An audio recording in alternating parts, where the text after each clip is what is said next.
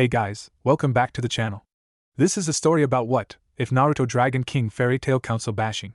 Before I start, please support for more amazing content, and do consider subscribing to my channel and share this video with your friends. This is written by Grim Reaper 113 and link in description and support writer. Let's start the video. Chapter 1 Prologue. It was a cool night in a village outside the kingdom of Fiori. This was the village known as the village hidden in the leaves, Konoha for short. Konoha was a small merchant village with hardly any mage in the small place.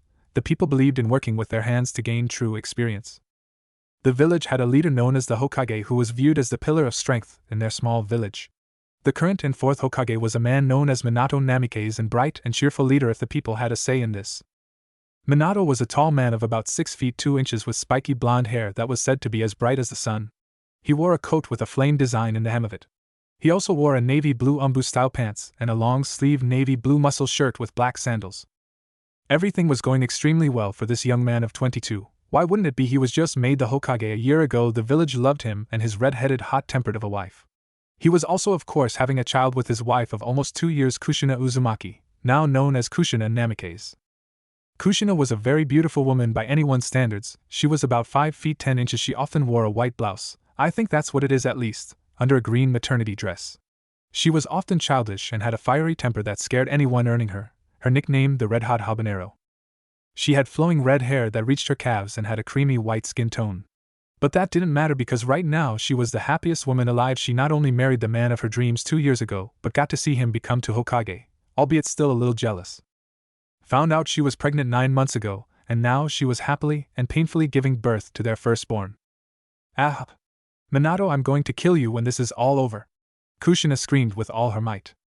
Standing just by her side was the aforementioned man, paling and sweating at her threat because he knew she would do it. Calm down, Kushina, that is just the pain talking. Take a few deep breaths and we can finally start. A blonde-haired, big-chested woman answered. This was Tsunade Senju, the adopted mother of Minato. Okay, let's begin already. I can hardly wait to hold my baby, Kushina replied. Okay, 1 2 3 push, here we go again. 1 2 3 push, Tsunade ordered calmly. 6 hours later. After nearly breaking Minato's arms several times, the world was treated to the sound of new life entering this world. Isn't he beautiful, Minato? Cried Kushina, while holding on to Naruto, who was currently in a blue blanket and was sleeping in his mother-protecting arms. Yes, he really is a beautiful child, cried Minato, although he was crying because his arms still hurt. Hey Minato, what should we name our child? Asked Kushina. Well, how about we name him after my sensei's favorite character in his book? Offered Minato. I am not naming my son after one of his perverted character, yelled Kushina. Calm down, Kushina, I meant his first book, not Ichika, answered Minato with his one good hand held up to protect himself should he need to. Oh, that character, what was his name again? I forgo the he, said Kushina, embarrassed. Minato just smiled. Only you would forget such an important name, Kushina, thought Minato. It was Naruto. Remember, Jiraiya-sensei was bugging me to name my child Naruto should he have been a boy, answered Minato. Oh yeah, he was okay then it's settled. From this day forth our child will be known as Naruto Namikaze Uzumaki, smiled Kushina at how right it felt to call her child Naruto. Just then Naruto decided to wake up. While he was looking around, he spotted Kushina and started to laugh and reach for her. Kushina smiled and pulled him towards her face with tears in her eyes. Naruto, my baby boy, mama will always love you no matter what, smiled Kushina. Minato smiled at the heartwarming scene for what felt like forever. Then it hit him, Kushina forgot he was in here with her. Hey Kushina, what about me? Can I hold Naruto now, please? Pleaded Minato. No way, he's my baby, Kushina said a little too firmly. Okay, replied Minato, sulking in the corner with a little storm cloud above him. Giggle, oh Minato, I was just playing. Come hold our child, said Kushina soothingly.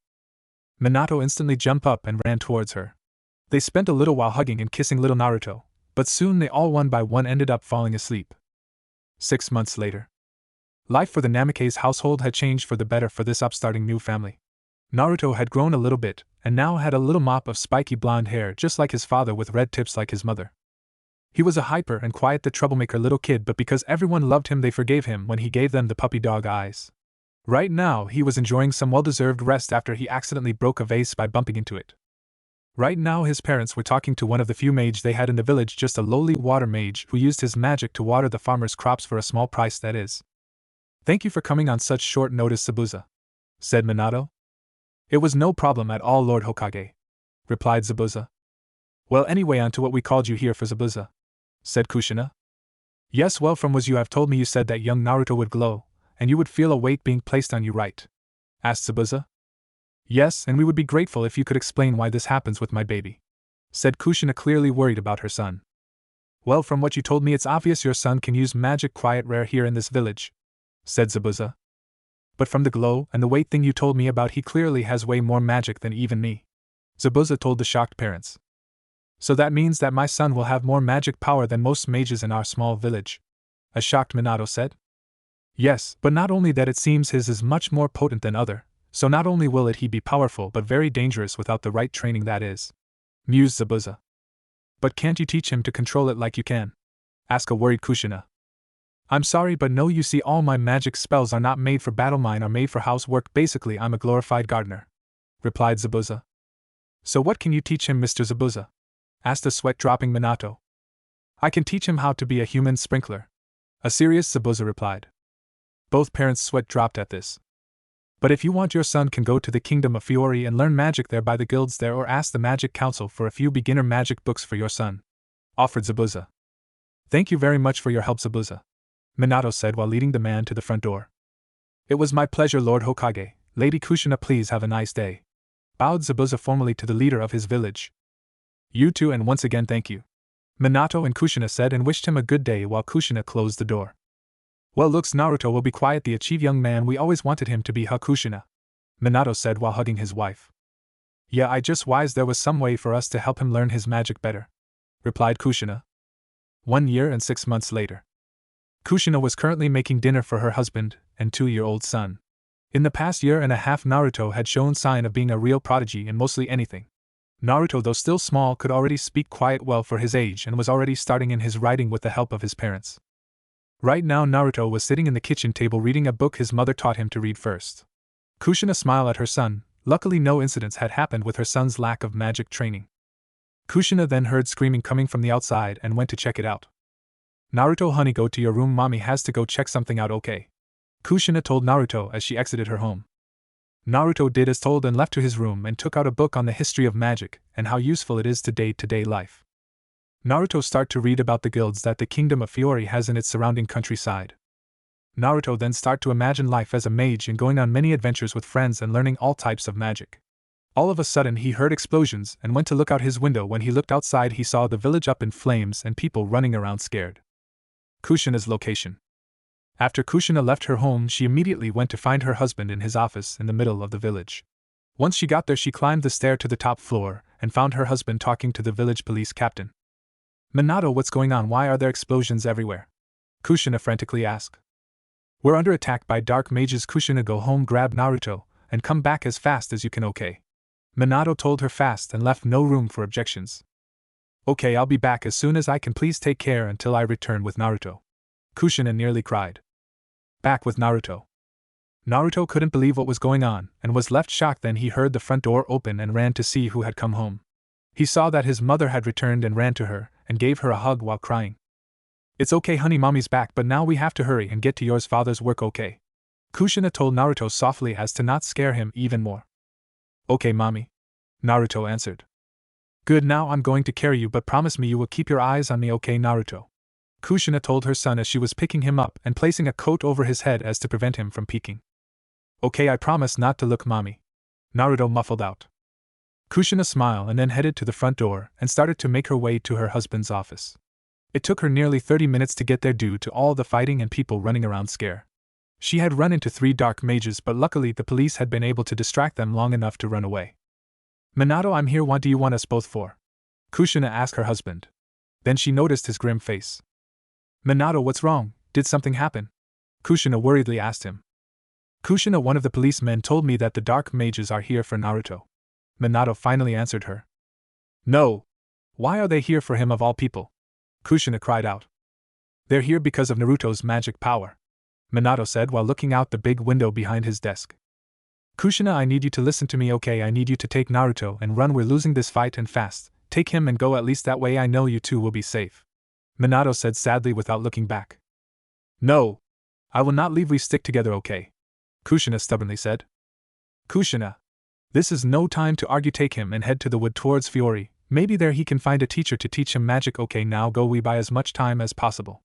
Minato all but yelled at Kushina but then walked up to her and Naruto. He hugged Kushina and kissed Naruto in the head as a farewell. Minato didn't even give her the chance to say goodbye. He ordered 5 of his best men to help her get to the woods and then head back to try and save their already dead village. Minato looked outside the window just in time to see them run toward the woods. He smiled with tears in his eye, knowing this will be the last time he ever sees them again. Goodbye and good luck to the both of you. Please be safe and know that I will always love you too, no matter where you or what you do. Those were his last thoughts before resuming his duties as the Hokage of the village hidden in the leaves. If only he would have stayed there watching them for a bit longer, he would have seen no less than 20 mages chasing after them.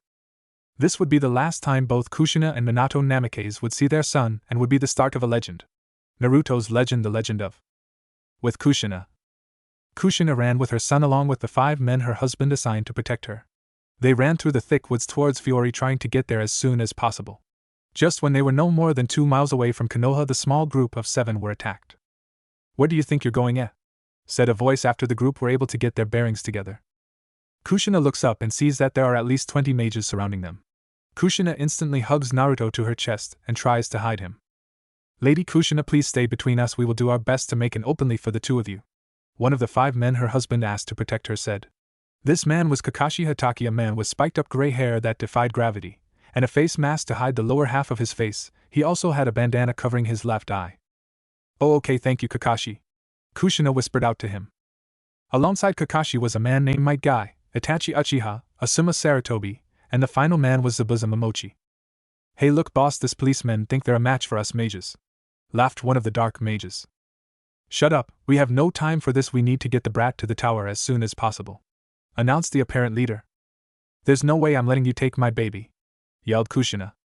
Lady Kushina, please leave as soon as we attack. Okay, don't look back, just go. Okay. Itachi told her without looking. At the count of 3 you must run. Okay, my lady. Asuma told her. He, well okay then boss, whatever you say. Another dark mage told the leader. 1, 2, 3, Kakashi counted down. As soon as he got to 3, Kushina ran toward the wood once again while Kakashi and the others blocked the way towards her and faced down the dark mages. Hey Kakashi, how much time do you think we can buy Lady Kushina? Questioned Guy. 2 don't know Guy, but we will buy as much time as possible. Okay, you 4.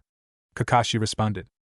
While the 5 of them waited for the dark mages to attack, the dark mages just stood laughing at them and their foolish attempt to protect the kid. So are guys done with saying your last word to each other? The leader just smirked while saying this. Yeah, I guess we are ready, guys. Asuma said. All he got was nods in response. Well, let's show them not to take us lightly. Yelled Guy while the 5 of them ran towards the dark mages. Kill them, the leader said. Ah! The mages screamed while charging forward. With Kushina. It had been a little more than 30 minutes that she had ran away from Kakashi and the dark mages, and Kushina was tired from running so much. The only good thing that came out of this was that Naruto had yet to awaken. I guess stopping for a few minutes couldn't hurt, Kushina told herself. After a few more minutes of running, Kushina found a huge cave and decided to hide there for the time being. After about 10 minutes of resting, Kushina heard footsteps and instantly got up while hiding Naruto behind a small crack in the cave wall and sealing it with some small boulders. While she was doing this, Kushina never noticed 2 pair of eyes watching her curiously. One pair was icy blue while the other pair was fiery orange, and both were wondering what this human was doing to this child. When Kushina finished hiding Naruto, she rose to her feet, while grabbing a medium-sized rock about the size of Naruto and covered it with the coat she used to cover Naruto.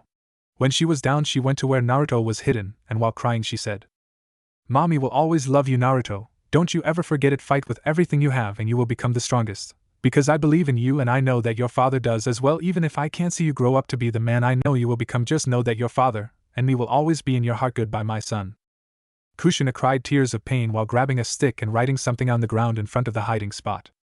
When she finished writing this, she ran outside and ran toward a random direction, only looking back for a second. Then she took off, making sure her son grew up safe and sound even if she wouldn't see it happen with her own eyes. Back with Naruto. When Kushina left, the 2 pair of eyes came out of the shadows, showing to the world to be huge beings long thought to be extinct. These creatures were none other than 2 huge dragons.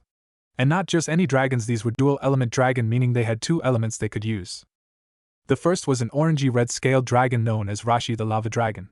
Rashi was known as the Lava Dragon because his dual element were fire and earth, which he then mixed together to form lava. The second was smaller than Rashi but not by much, only 2 maybe 4 feet smaller, which wasn't a lot considering they were about 40 maybe 50 feet tall. This dragon had icy blue scales and was known as Shiva the Ice Dragon. She was known as the Ice Dragon because her dual elements were water and wind, which she then mixed together to form ice. Rashi approached the place Kushina had been writing at in the floor and read what it said. To whoever should find my son, please protect him and love him, for he is the sun that will brighten up your world, the light at the end of the tunnel, the calm after the storm, the hero who will vanquish all evil. He is Naruto Namikaze Uzumaki. So your name is Naruto, a kid. Well, with such heartwarming word from a mother like this, I kick you out. Rashi joked just before Shiva smacked him in the back of the head with her wing. Rashi, quit making stupid joke at a time like this. It's obvious something bad happened that would force that young mother to hide her son like this. Shiva chided him. I guess you're right, Sai, like always. Rashi said, whispering the last part to himself. I heard that, but that's not important right now. What is important is what to do with young Naruto here. Shiva said while removing Naruto from the hole in the wall he was put in. Well, we could always hit him. Rashi joked before finding himself with his head frozen solid. I said enough with the jokes, Shish, you never learn, do you? But no, we will raise him and teach him our dragon slayer magic, you hear me, Rashi? Shiva said a little too sweetly. Okay, Shiva dear. Rashi said while backing away a little in fear of his mate. Good, but I do wonder what happened to this young one's mother. Shiva said. I don't know, dear, but I have a pretty good guess, and I don't like that guess very much. Rashi answered a little sad at the end. With Kushina. Kushina ran for an hour, and while she ran she could hear the voices of the mages that had found her right after she ran away from the cave. As she ran she could hear them cursing her, and yelling how they were going to kill her nice and slowly. As she ran she then came to a cliff side with spiky rock at the bottom of it with violent waves crashing on them angrily. Looks like you have nowhere to go now. How about you hand over the brat, and we let you leave here alive? How does that sound? The leader said, and from the looks of it there were only 12 people left, and 6 of them looked pretty injured. Kushina just smiled and held the wrapped item close to her and said, You guys really want him, don't you? She asked them. Then she grabbed the coat and threw it with rock and all at the leader's face while screaming. Then here, take it. She yelled and watched as the rock smashed the leader's face and making him bleeding a lot. Ugh! The leader screamed in pain while falling down on the ground. He could feel that his nose was broken and that more than half if not more of his teeth were broken. You bitch, get her and kill her now. The leader angrily commanded. Tough, his command was a little strained with all the blood in his mouth, making it hard to both breath and talk. Kushina backed away a little. She was both scared and proud that she was able to hurt one of the people responsible for the destruction of her home and family. Just as the mages approached her, the ground gave out under her, making her plunge to the bottom of the cliff where the waves and spikes were. Her last thought were of Naruto. Naruto, I hope that whatever you choose makes you happy and brings you lots of adventures. Maybe one day we will meet again. If so, I hope you have lots of stories to tell me, but make sure that we don't meet for a very long time. I'm sorry, Minato, I wasn't able to watch over our son like I promised, but I will be able to meet you again. Goodbye, Naruto. Mommy, love you. Those were Kushina's last thoughts as she was plunged into the water, never to rise again. But Kushina died with a smile on her face, knowing they would never find her son now. Damn it, she fell down to her death. Now what do we do, boss? One mage asked the leader. We leave nothing to do here anymore. Master Hades won't like this. The leader said, a little scared of their master's anger. Back with the dragon and Naruto. Shiva, were you telling the truth when you said we would raise this kid and teach him our dragon slayer magic? Rashi asked her, a little surprised that she wanted to actually teach someone. Yes, Rashi, those words that red-haired women wrote touched me too. Want to raise him for her sake, give him a family and give him the love one would a son. Shiva said, looking outside the cave like she knew that the boy's parents had just died. Okay, I get the raise him stuff, but the teaching, are you sure he can handle it? I mean, and not just lava and ice dragon slayer magic he has to learn, it also water, wind, fire, and earth dragon slayer magic he has to learn. That's a total of 6 elements to learn, too much for one human to learn, let alone a child. Rashi told her to see if he got it straight. I know, but feel his magic power, Rashi, it's so potent and high for a child his age. He will not only learn all 6 elements, but we will also implant the storm dragon Lacrima in him. He will be the one to kill Acnologia and Zeref, I just know it. Shiva said with a smile on her face. What?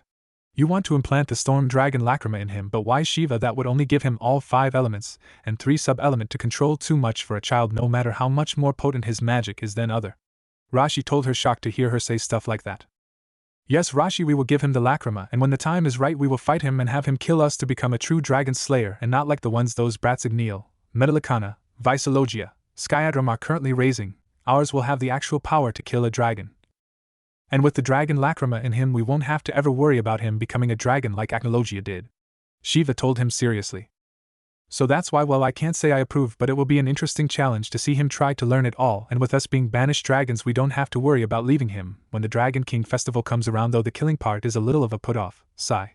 But okay, we train him to be the most powerful dragon slayer out there, and when the time is right we will die by his and only his hands. Rashi proudly proclaimed. So you better sleep well, kid, tomorrow we start you training, Rashi said while smiling like a maniac. Don't call him kid anymore, Rashi, call him son, for he will be our son from this day forward. Shiva smiled lovingly to both Naruto and Rashi. Rashi just smiled, and together they took Naruto to their nest and slept to gain some rest for tomorrow. Tomorrow would be the start of a new day and a new adventure for the new small family of 2 dragons and 1 human child. Morning after the invasion. The sun rays made their way to the sleeping dragons and the young boy with blonde spiky hair. The boy started to wake up and the dragon sensed this, so they awoke first so as not to scare the young boy. The dragons made their way toward the boys and waited for him to fully wake up. After a few more minutes the young boy fully awoke and started to look around. It took him a few minutes, but soon his eyes landed on the dragon, and wondered what they were. So in a simple 2-year-old way he said, Can you guys tell me what you are? Asked the 2-year-old boy. Yes, we are dragon, but not just any dragon, we are dual element dragons, my boy, Rashi told him. Cool, you guys are real dragons, I have only seen you guys in book and read about you guys, the boys told them. Yes, well, enough of this, first we must introduce ourselves. My name is Shiva the Ice Dragon, and this is Rashi the Lava Dragon, and my mate for life, Shiva informed him. And what might you name be, kid? Shiva asked, even though she already knew his name. Huh. Oh right, my name, well, my name is Naruto Namikaze Uzumaki. Hey, have you guys seen my mommy around here? The now named Naruto asked them. Kid, your mother hid you behind this wall to protect you from what we don't know. We did not get to talk to your mother, but your mother left a message telling us to protect you no matter what, and that is what we're going to do, that is if you let us, Rashi told him nervously. Naruto looked sad but then remembered what happened and knew why his mother left him behind. Kid, do you know why your mother would leave you hidden? Rashi asked him. Yeah, last night in my village some people entered looking for me, saying something about helping them meet some man named Ziraf, I think that was the man's name. Naruto then went on to tell them everything that had happened last night. And to say the dragons were pissed was like saying the water is a little wet. Well, there is nothing we can do about the past but to move on and live for those that we lost, okay? Shiva told him with a gentle smile. Okay, Miss Shiva, well, what should I do now? I'm all alone, what can a little kid do? Naruto said while looking at the floor. What do you mean, what are you going to do? You are our new son, and you will stay with us until you can walk on your own 2 feet, okay, my son? Shiva told him, while the last part she said is softly yet kindly.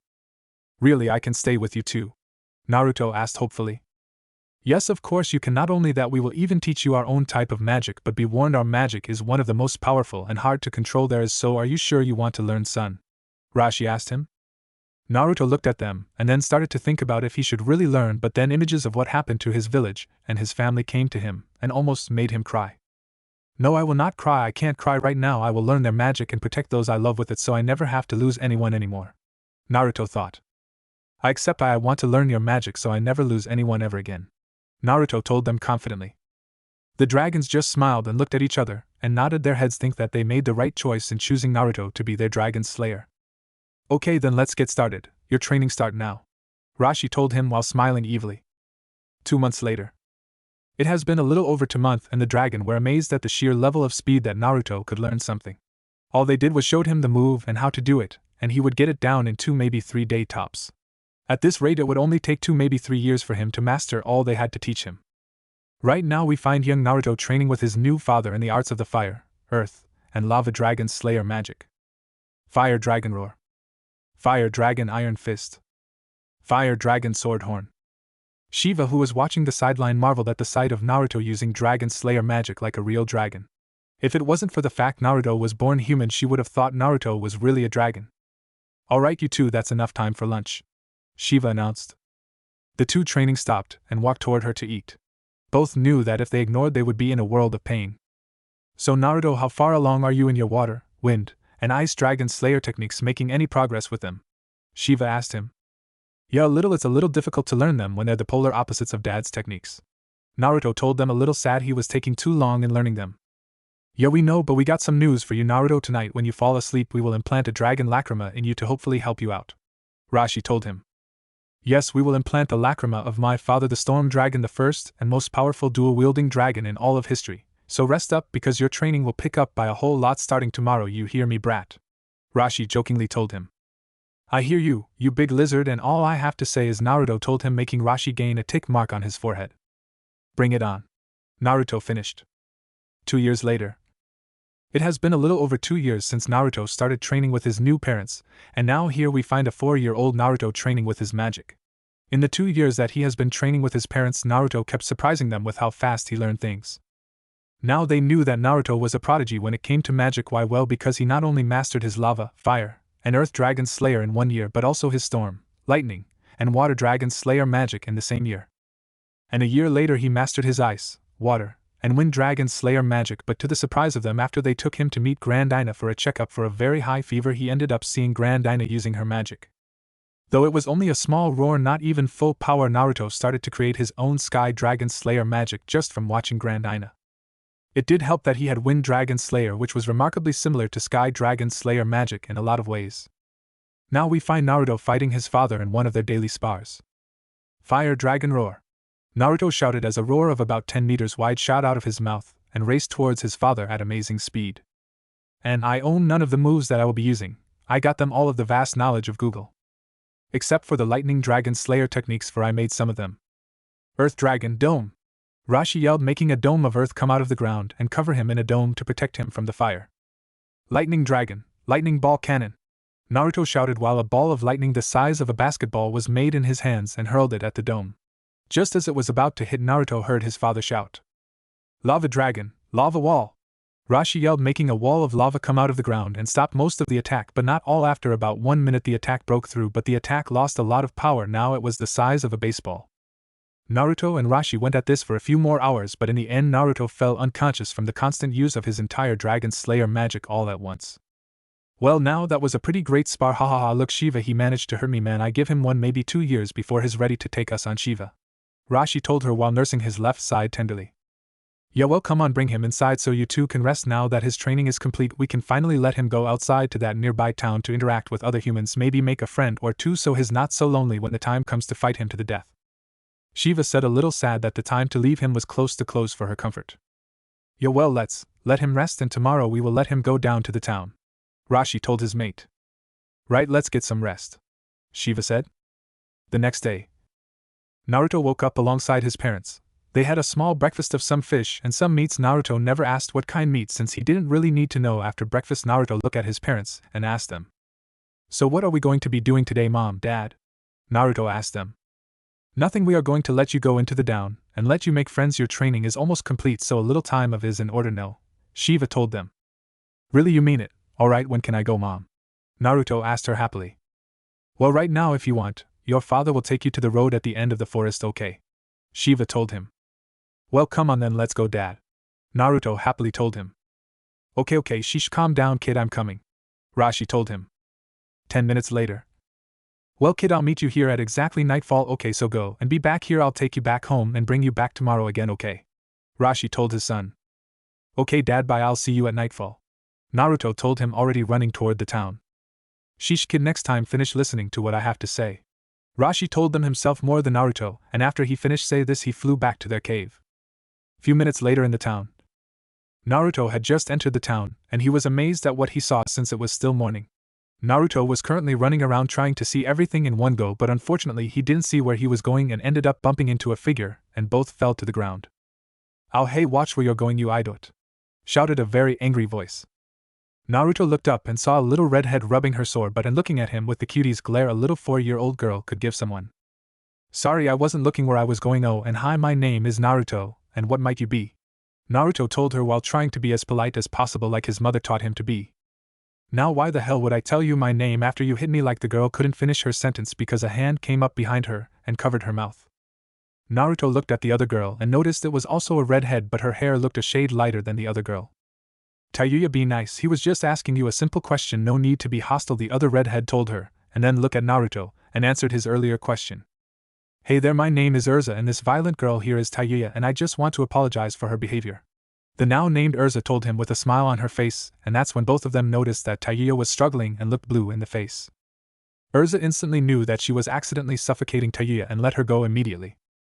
"Damn, Urza, I thought I was going to die there for sure this time," Tayuya said, still trying to catch her breath. "I'm so sorry, Tayuya, I forgot I had my hand over your face," Urza said, a little panicky. Naruto just stood there watching them argue with a smile on her face, thinking it was pretty funny. Tayuya noticed this and glared at him. "What are you smiling about, Blondie?" Tayuya angrily asked him. "Nothing, it's just that this is my time being in a town with so many people and the first time meeting other my own age," Naruto told them. "Really? Well, how about we show you around?" Urza told him with a smile that made Naruto blush just a tiny bit. "Okay, so does this make us friends now?" Naruto asked. "What? Come on, Urza, why do we have to show this blonde idiot around?" Tayuya asked her. "Because he's new around here." "Wait a minute, where exactly do you live? I've never seen you around here, even if you did just move in," Urza told him. "Huh. Oh well, I live in the forest outside of town with my parents," Naruto told them, making both Urza and Tayuya raise an eyebrow but otherwise didn't look fazed. Well, okay then, come on, we have to show Blondie around," Tayuya told them. After that small sentence, the small group of three started to look around, and neither of them knew that they would one day become legends. This was the day the elemental dragon met Titania, queen of the fairies, and the sound queen. "You're X770, I think." It has been a year since Naruto started to go into the town, and he was very happy indeed. Not only did he meet great people in the form of Tayuya and Urza, but he also had completely mastered his dragon slayer magic, and unknown to him his parents were getting ready to fight him to the death. "Rashi, it's almost time to fight him. Are you ready to do this, honey?" Shiva asked, a little sad and scared. "Yes, we taught him everything we have to teach him, and now he truly is a true dragon slayer. He has so much raw potential in him, and with the lacrima in him, once he bathes in our blood, he will be able to go into his 8 different drives and his dragon force. We will fight him tonight. Okay, dear, we will pretend to go berserk, or something to have him fight us," Rashi said without finishing his sentence, waiting for Shiva to do it for him. "And then we will throw ourselves in the way of his killing blow to have him kill us. That is the only way for him to truly beat Acnologia in an all-out fight. He needs the experience in killing a dragon in order to kill a dragon," Shiva said, finishing his sentence. "Now we wait for him to return and then we attack," Rashi said sadly. "Yes, now we wait," Shiva answered while looking out towards the direction of the town Naruto was currently in. With Naruto was currently hanging out with Urza and Tayuya in the park. In the 1 year that they have been hanging out, they not only got to know each other, but they became almost inseparable. Though Naruto didn't catch it, both girls ended up forming crushes on him. Though Urza just acted more nicely and Tayuya insulted and picked on him less. "Hey Naruto, do you think we can finally meet your parents?" Tayuya asked a little nervously.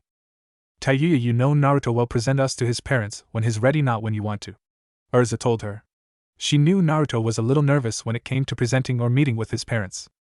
"No, it's okay, I think it's time you guys got to meet my family," Naruto said with a smile, though he couldn't shake the bad feeling in his stomach, but he ignored for now. "Okay then, well, when will we meet them, Naruto?" Urza asked him cutely. Well, how about tonight?" Naruto asked them. "Okay, well, for now, how about we go prank those jerks who tried to pick a fight with you, Naruto?" Tayuya told him with a small glint in his eye that made the both of them fear for their friend's sanity at times. "Okay, let's go get them," Urza said, trying to help Naruto out if just a little. "Right, let's go show them why not to mess with Naruto Uzumaki and his crimson beauties," Naruto said with a smile on his face, never noticing the blushes on the two girls' face. Later that night, 5 minutes away from Naruto home. Now we find the three of them walking toward home in the forest. The two girls were a little nervous about meeting his parents for obvious reasons. "Well, I just want to tell you two to please not be afraid of my parents when you two meet him, okay?" Naruto told them, a little scared of their reaction to meeting his parents. "You worry too much, Naruto, we will be okay, trust us," Urza told him with a smile. Naruto just smiled and nodded his head. It took them nearly 5 minutes to get to the cave Naruto lived in, but just when the girls were going to question about their location, they heard a loud roar. Roar! When the three of them heard that, they immediately put their hands to their ears to try and ease the pain in them. As soon as Naruto looked up to see what made that sound, he froze in shock, for there in front of him were his parents, baring their teeth and having a crazed look in their eyes, looking at him with so much killing intent that he thought he would have died right there and then. "What the hell is that, Naruto?" Tayuya screamed in both shock and total fear. Urza, on the other hand, had dropped to her knees and was just shaking in fear at the fearsome sight of these mighty creatures. Naruto, in the meantime, got in front of the two with a serious look in his eyes. "Tayuya, take Urza and leave, I'll take care of this," Naruto said, a little scared that if his two first friends should stay, they would only get hurt. "What, are you insane? These are Drayan, Naruto, you can't fight them, it's just not possible," Tayuya screamed at him, scared that he would get really hurt if he stayed.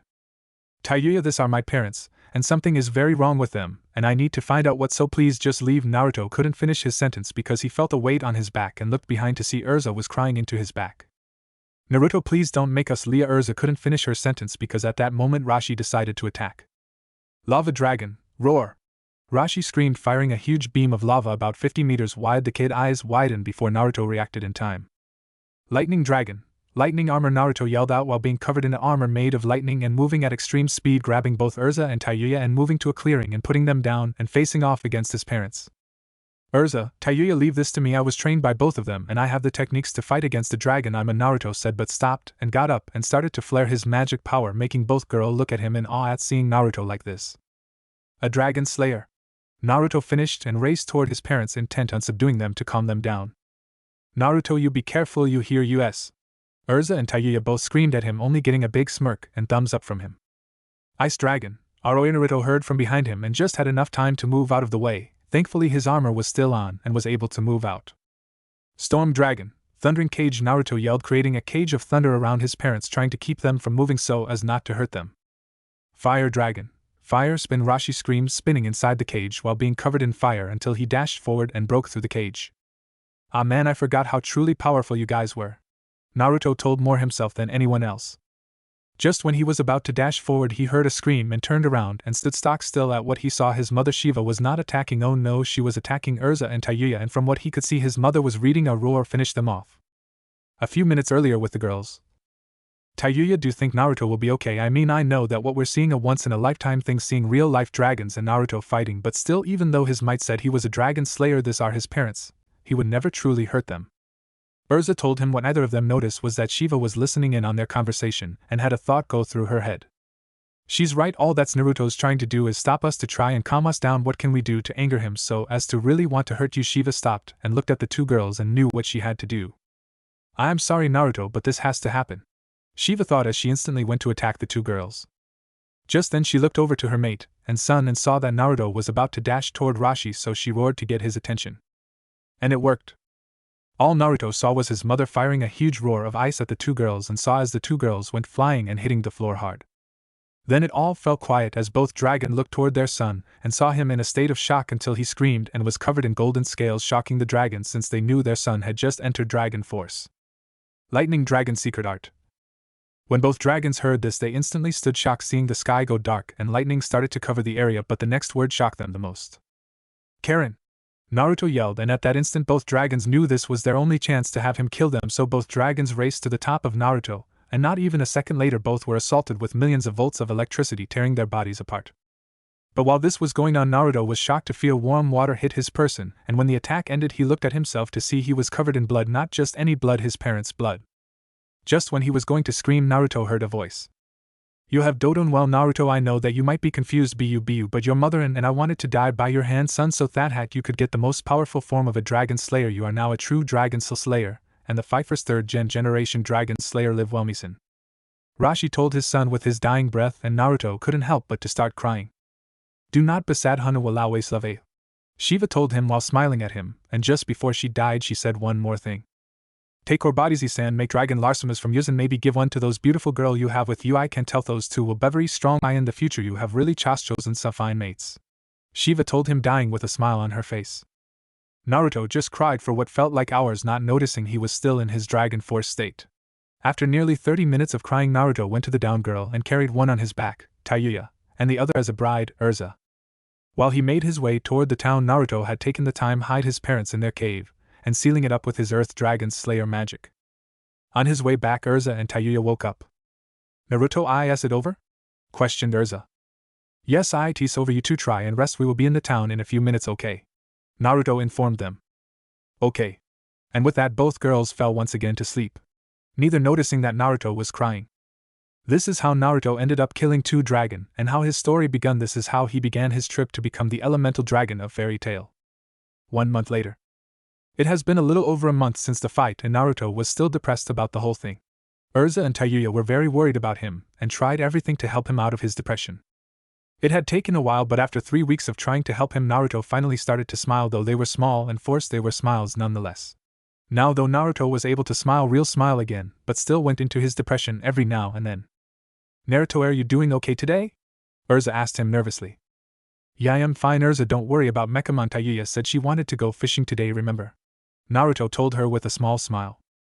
Yeah, okay, let's go meet her, Urza told him with a sad smile. She knew that he might have smiled at her, but his eyes told her he was crying inside.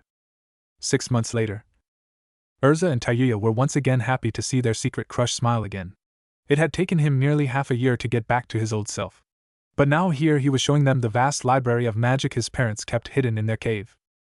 Naruto had stumbled into it nearly 2 months ago, when he thought it was time to confront his parents' bodies. He had cried a lot that day, but luckily Urza and Tayuya were there to help him get over it slowly. After he cried for hours, he finally got up and went looking around the cave to see if he could find anything to help him speed up the process of turning his parents into lacrimas. Naruto knew it would take him nearly 8 years to finish the process, but wanted to speed it up so as to offer both Urza and Tayuya the chance to be Dragon Slayer, even if just artificial. And that's when he notices a boulder in front of a crack in the wall. So when he went to move it, he found that behind it was not dead animal, or anything that would suggest this is where his mother kept the food. No, what he found was a literal mountain of jewels and rare item that he noticed could be worth thousands and sold to the right people. And while he and the girls searched every corner of the place, Tayuya had knocked over a chest by accident that hit a statue and broke through the wall behind it. What they found in there were books and scrolls of both ancient time and modern times. Naruto was the first to grab a book and open it. As he read on, he found out it was an instruction manual on how to use basic earth-make magic. Excited, he showed the girls and all three instantly started to grab book left and right, but it wasn't until nightfall that Naruto found a certain book that caught his attention. 2 months ago. Huh! Hey guys, look at this! Naruto yelled to them, and both girls got up and walked toward him. What is it, Naruto? Tayuya questioned him. It's a book on something called the Arc of Time. Magic. It's supposed to be able to let the caster manipulate time itself on certain thing. Naruto told them. Really, that's pretty cool. Hey, can't you use that to speed up the whole lacrima transformation thing? Urza questioned him. Hey, you're right, Urza, but I don't know if I can really learn it. I mean, really, I have way too much different types of magics already under my belt. Do I really need another? Naruto asked them. His right, Urza. Naruto really doesn't need it. Maybe you should learn it. Tayuya more asked than suggested. I would, but something tells me to wait, that my magic will soon reveal itself to me when the time is right. Urza informed them with a faraway look in her eyes. Alright, I'll learn it. Sheesh, there's no need to get all cryptic with us, Urza. Tayuya told her, a little creeped out by her response. Well, okay, then let's get back to studying, you guys. Naruto told them, and soon all three were back to reading the books, but Tayuya was actually trying the Arc of Time magic as she read on. Present time. I had been 2 long months, but Tayuya had managed to get at least proficient with the Arc of Time magic. And had managed to at least speed up process of the lacrimation. Is that even a word? From 8 years to 6 months, but in the process had knocked herself out for about 2 weeks. Now though, they were all ready and were currently packing everything they saw of importance into their re-equipped realm, which they found out Urza had a talent for, so they mostly gave her everything while they carried the jewel and rare item. Hey, are you two ready to leave yet? Naruto asked them for what felt like the millionth time. Just when he was going to ask again, a giant stick, or log, depends on which one you prefer, smacked him dead center on his head and down he went. Sheesh, Tayuya, I think you went over a bit again. Urza said, though she whispered the last part to herself. Yo, well, he deserved it for asking the same question every fucking second. Really, we were only in there for 5 minutes. Tayuya said, cursing in her sentence like she's been doing for the past month. Tayuya, do you really have to curse? Really, ever since you stumbled into that sailor bar, you've done nothing but use curse words in your sentences nowadays. Urza told her, and it was true. When they went into town for some supplies, they had separated to get everything faster. But when they were supposed to meet up, she didn't see Tayuya and went looking for her. She found her alright. Tayuya was standing there in the street looking at a building with big wide eyes, like if she had just been told she won the lottery. When Urza got close enough to ask her what was wrong, she heard it. Dude, what the fuck do you think you're doing, you jackass? Shut up, bitch. I do whatever the fuck I want, so fuck off. You wanna go, bitch? Come on then, I'll fucking make you my bitch. When Urza heard this, she instantly covered her ears and looked at Tayuya to see her smiling like an idiot and repeating the words. When Urza saw this, she instantly grabbed her and had to actually drag her away while Tayuya was kicking and while she was practicing her newfound words on her. Let me go, you titch. I want to stay and hear those wonderful words. Tayuya screamed to Urza while being dragged away. That was a month ago now, though Tayuya only used her cursed words when she got either angry or pissed, at which was almost always at Naruto. Well, are you guys ready or not? Naruto asked them after finally getting up. Yeah, we're ready, Urza told him with a smile. Good, then let's get some rest because we'll finish up our training here and leave in about 6 months. Sounds good, so we'll leave in 6 months, okay? Naruto told them while in a strange thinking pose, which was mostly him standing on his 2 hands upside down. Yeah, I guess that would be fine, Urza told him, not knowing how to respond to his strange pose. Whatever, can I go back to training or are we gonna do something else today? Tayuya asked him. Well, I was thinking on going to the town to hang a little, visit it while we still can. What do you guys say? Naruto questioned them while hopping. They said yes. Sure. Whatever, were his response. Alright then, let's go have fun, Naruto told them. 6 months later, year X771, again I think. It has been 6 months since they started to pack and train before leaving, and now though the girls had improved a little, they were not done in their training, not by a long shot. Though it had been a little over 2 weeks since the dragon lacrimas finished, and now Naruto had 5 lacrimas of earth, water, fire, wind, lava, and ice for a grand total of 30 lacrimas. And to be honest with himself, he didn't know what to do with them. Naruto was actually thinking on letting Erza and Tayuya have one, but thought it wasn't the right time to ask them. And now we find the now 6-year-olds walking toward the town one more time for the final time to say farewell to the people and to start on their journey to travel the entire kingdom of Fiori and find out what to do next with their life. Hey Naruto, do you smell that? Tayuya asked him, knowing full well that only he would be able to smell whatever it was, clearly because of his nose. Now that you mention it, sniff, sniff, yeah, it smells like smoke and death, Naruto told them, and instantly ran toward the town and girls right behind him. As they ran, they were getting closer and could now hear screaming and something that sounded like explosions. When they entered the town, they came to the site of what they could only describe as hell on earth. There were people with what looked like magic staffs shooting people with lightning and killing them. But the people were not killing little kids, no. They were taking them and throwing them in what looked like a carriage. What the hell is going on here? Naruto screamed, somehow feeling like this has happened to him before. Well, look what we have here, boys. 3 willing children volunteering to help build the Tower of Heaven for Lord Zeref's return, one of the men said while looking at them with a strange stare. Like hell we'd ever hell you fuckers in anything, Tayuya shot back angrily. Tayuya, calm down, you guys, run, save as many people as you can, you two don't have any offensive spells yet. The 2 girls wanted to argue but knew he was right.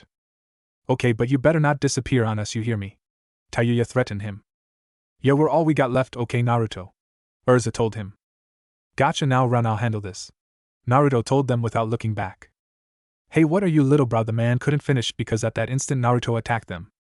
Lightning Dragon, Chidori stream, Naruto announced while making a stream of lightning come shooting out of nowhere, shocked 6 out of the 10 people surrounding them. Oh! Screamed the dark mages in pain of the electricity coursing through their bodies. The remaining 4 were shocked to see a boy no older than maybe 6, 7 use magic. Well, what are you guys waiting for? I thought you were going to take me into, Naruto taunted.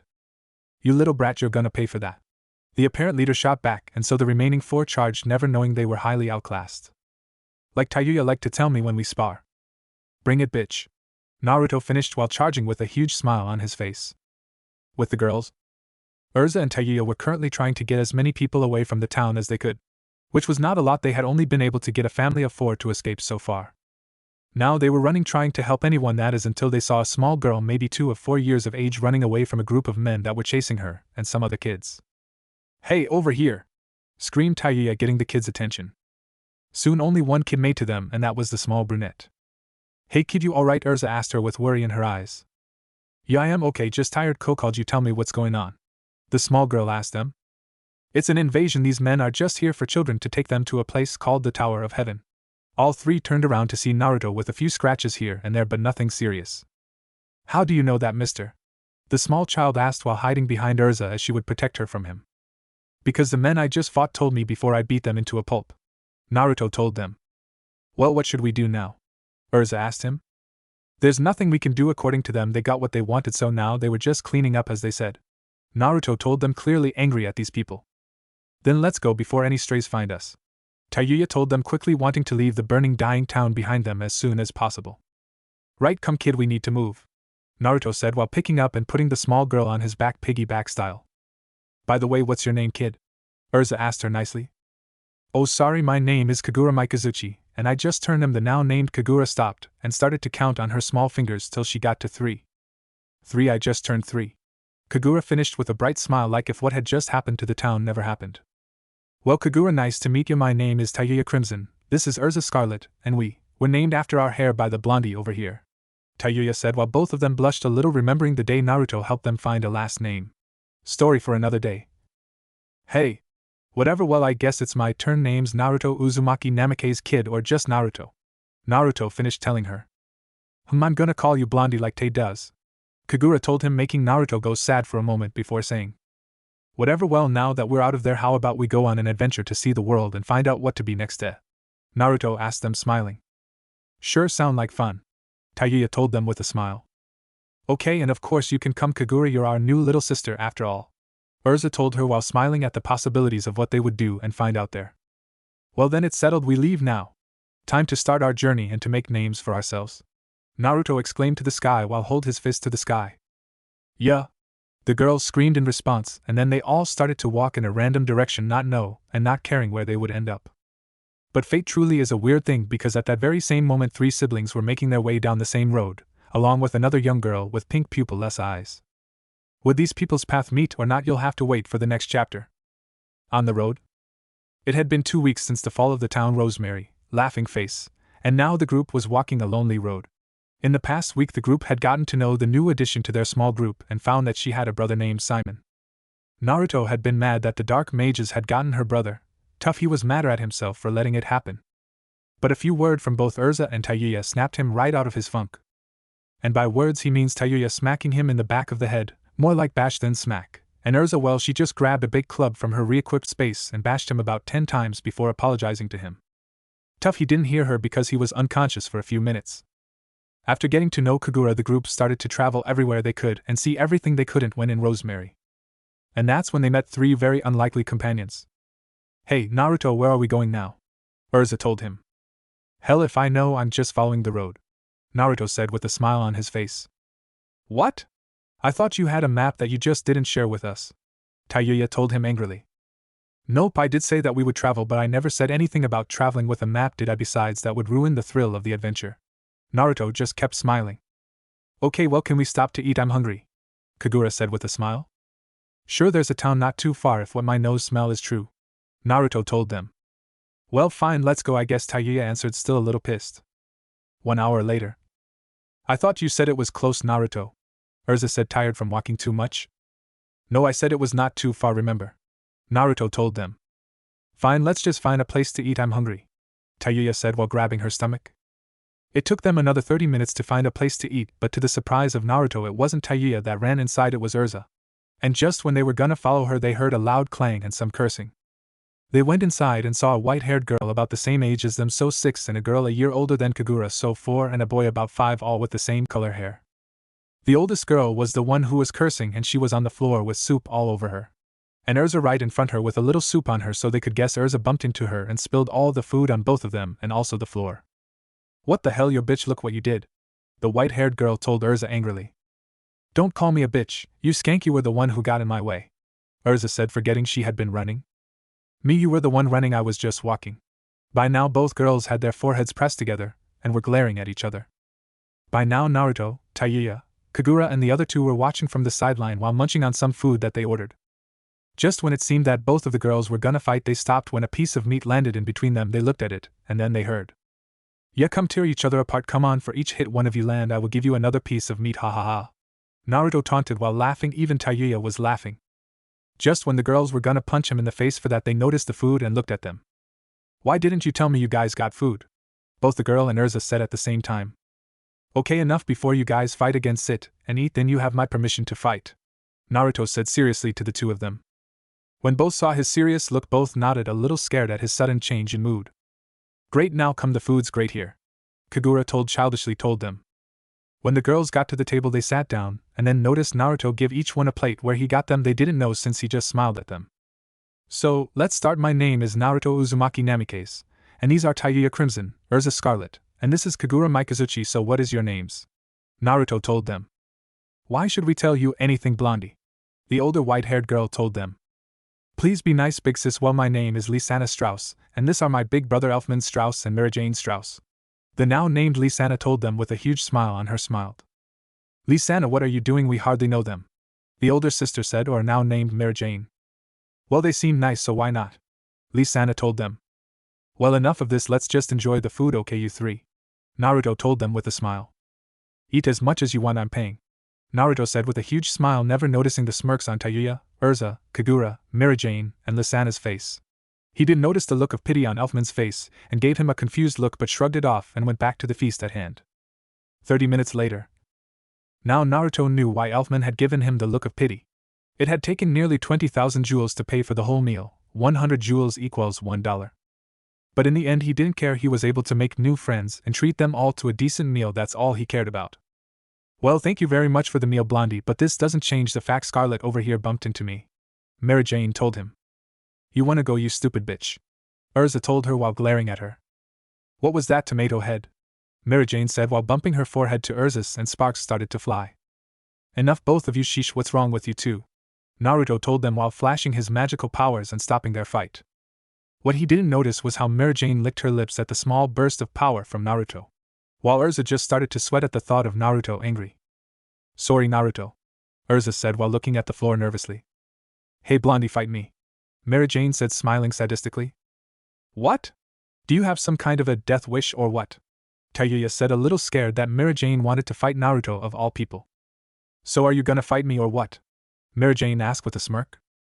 Naruto just smiled and said, Let's do it. A few minutes later, the group made it to a small clearing a few miles outside the village. And now we find Naruto facing Mary Jane from across the clearing with a smile on his face. I hope you're ready to lose, Blondie, Mary Jane taunted.